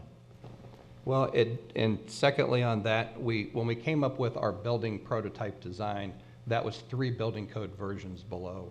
A lot of the construction methods that we're using, we're stretching the envelope to get them to comply to the new code, so we have a lot of underlying cost that I think if some different methodology was applied, we're trying to replicate the same thing, but the rules of how we have to put it together, wind code wise, wind speed, wind pressures, has all changed.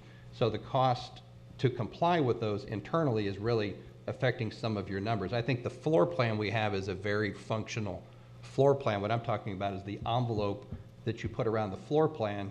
You may have another $100,000 that you could say, if we did it this way, we could save X and still have the same functional floor plan. Because I think you're right on that, that the men and women who have to live in the stations like it.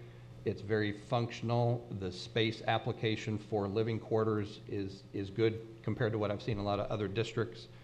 But the envelope from that point forward outside the floor plan, because of the code changes where we want to keep the building the same, so we're having to spend more and more money to reinforce, restructuralize the building so that it looks the same, is really costing us a lot of internal dollars. Well, and again, you know, during the hurricanes, we operated an EOC in a converted hospital that was the county administration building that leaked like a sieve, and we got through it.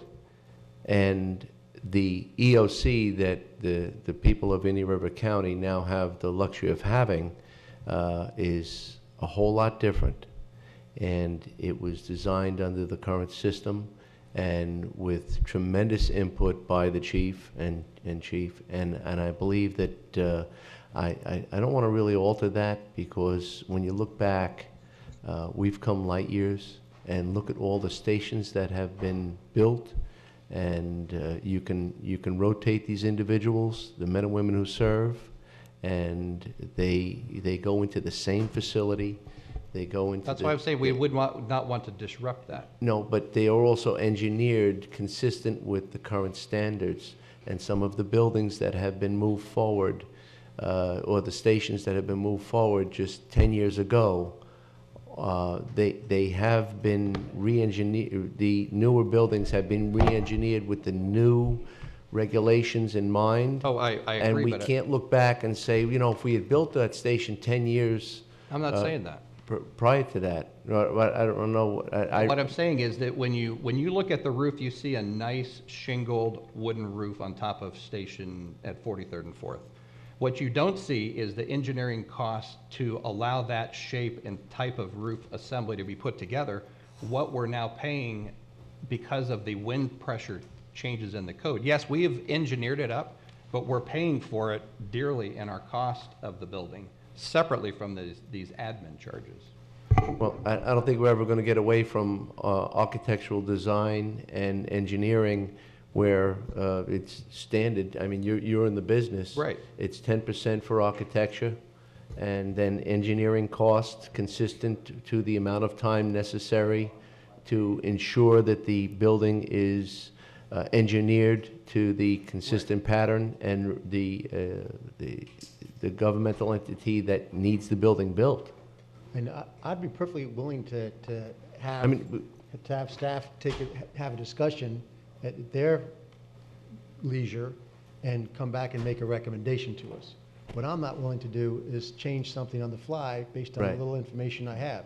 I mean, you may well be on the right track, and well, if you approve this, they want to come back next month and say build another station that's then duplicating the problem. I understand that. I understand. That's why I'm speaking. Okay. So that would be, you know, if if Commissioner Fleischer wants to amend his motion, he can amend it to that way, where he directs staff to take a look at it and have staff get together with emergency services and with Mr. Spirker, take an actual look at the numbers and unpack it to some degree so that they assess it.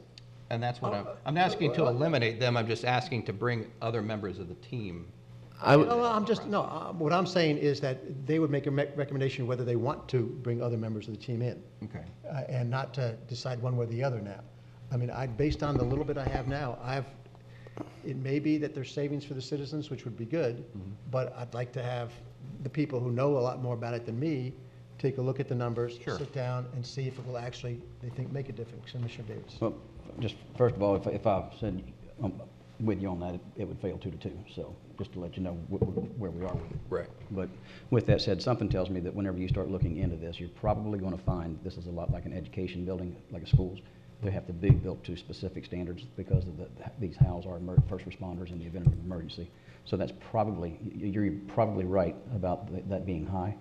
But there's probably a reason for that is because of the type of construction that you're doing. So, but I mean, I don't. We can go to the map with this right now and it go nowhere, or we can go ahead and move it forward. So, you know, Mr. Chairman, I'd be happy to amend that motion to ensure that our entrusted administration in fire science incorporate the other individuals within the confines of this building to be able to look and assess at any cost-saving measures that would not compromise the health, safety, or welfare of those who are assigned in the buildings and those who are served by the existence of the buildings.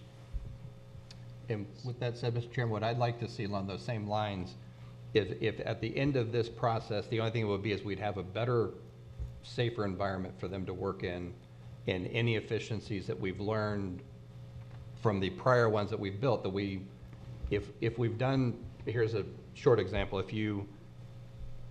I won't go there, but I think the result is to make it better, more transparent, and a department that builds things every week somewhere versus 5 times in the last 10 years just has a set of expertise that one side has and one side doesn't have. In other words, you're suggesting that we've paid for that expertise already, we're just replicating it so that there could be a cost-saving measure involved? Well, I'm saying, in looking at the numbers, that we get a summary set of numbers from the construction cost of the station. I think somebody with a trained eye looking at these can look at and say, we need to look into how we're doing this. Why is this the number that it is? If that's the case, it seems to me that that's within the purview of the county administrator to make sure that he's getting these things built at the cheapest possible cost. And Right. as the building goes, ask Mr. Spirker to walk across the hall and add his input to it.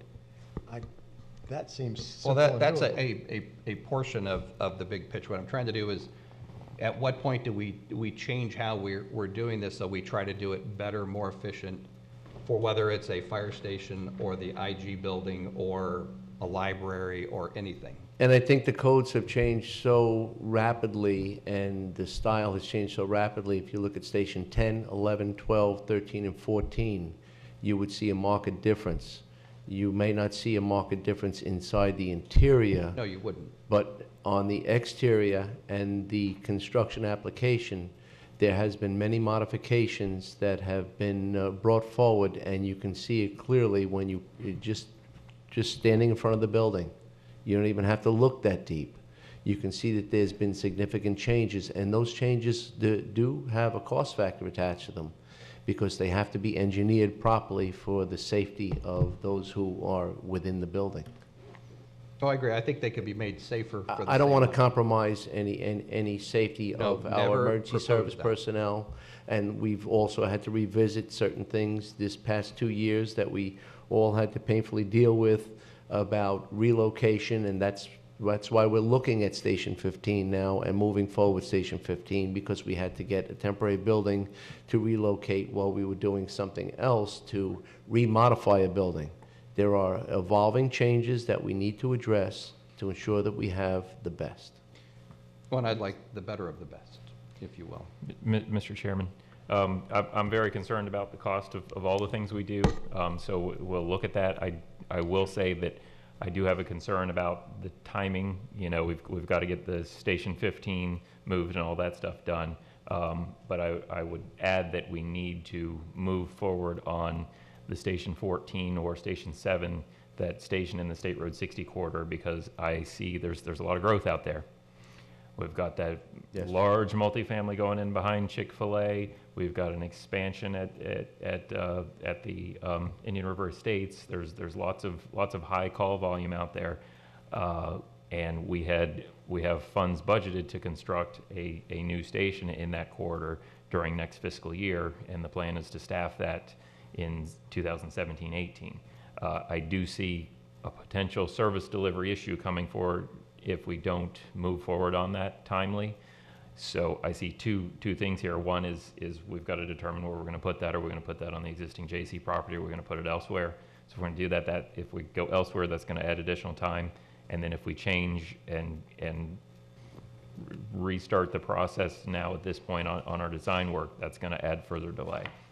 So I would propose that we get through this next year, do the Station 15, do the design work and the work for the Station 14/Station 7, whatever you want to call it, and then move forward with a RFP process for new stations going forward after that. And we can have Rich help out and look at the plans and review everything. I think that would add value. There's nothing to review. It's the same thing we've already built, so he can... Right, and help out with the cost. I will say he's busy. He's got a lot of roads and air conditioners and roofs and all that stuff going on right now. His plate is pretty full, but even more roads. We're getting more roads. Yeah. And I'll bring up these concerns directly with your office and the contract that I reviewed with Dylan and Rich yesterday, and explore these concerns. I just, out of time, I don't like to see potentially waste money where you could say, the agreement's already expired with Barth, so I'm saying continue it to finish 15 and then use Public Works suggestion on how to go forward before you build anything else. But I just like to keep that one moving. I hear what you're saying, and if we do come back with a Station 7 or 14 work order, it'll come back before this board to approve, and there will be, obviously, between you and I, as you're saying, we can discuss cost concerns and by that time the building's designed, then they'll say to save $50,000 it's going to cost you $60,000 to redesign. You don't get the opportunity to put the savings in before you get the number that Public Works could potentially lend their expertise on. So where we are is we have a motion and a second. Do you care to amend the motion? I think he did. I simply did to state that we would have the same operation. However, I trust that the chief is open to, and the county administrator is open to looking at any and all cost-saving measures that would not compromise the health, safety, and welfare of the people who serve within the confines of the building, nor the public who enjoys the existence of those buildings. Do I have a second on the change? I'll second it. Well, it was my second. Okay. I continue to second the change. I think that kind of pulls it a little bit closer to what, at least where you would like to be. Any with other it. discussion? All in favor? Aye. Aye. Any opposed? Passes 4-0, Commissioner O'Brien absent. We move to approval of fiscal year 2016-17 Emergency Services County Awards Grant, purchase capital operating equipment using non-matching EMS grant funds, and grant resolution. Move approval. Motion from Commissioner Fleischer, seconded by Commissioner Davis. Any discussion? All in favor? Aye. Passes 4-0, Commissioner O'Brien absent. And I believe that's it. We are adjourned. Fine work, Mr. Chairman.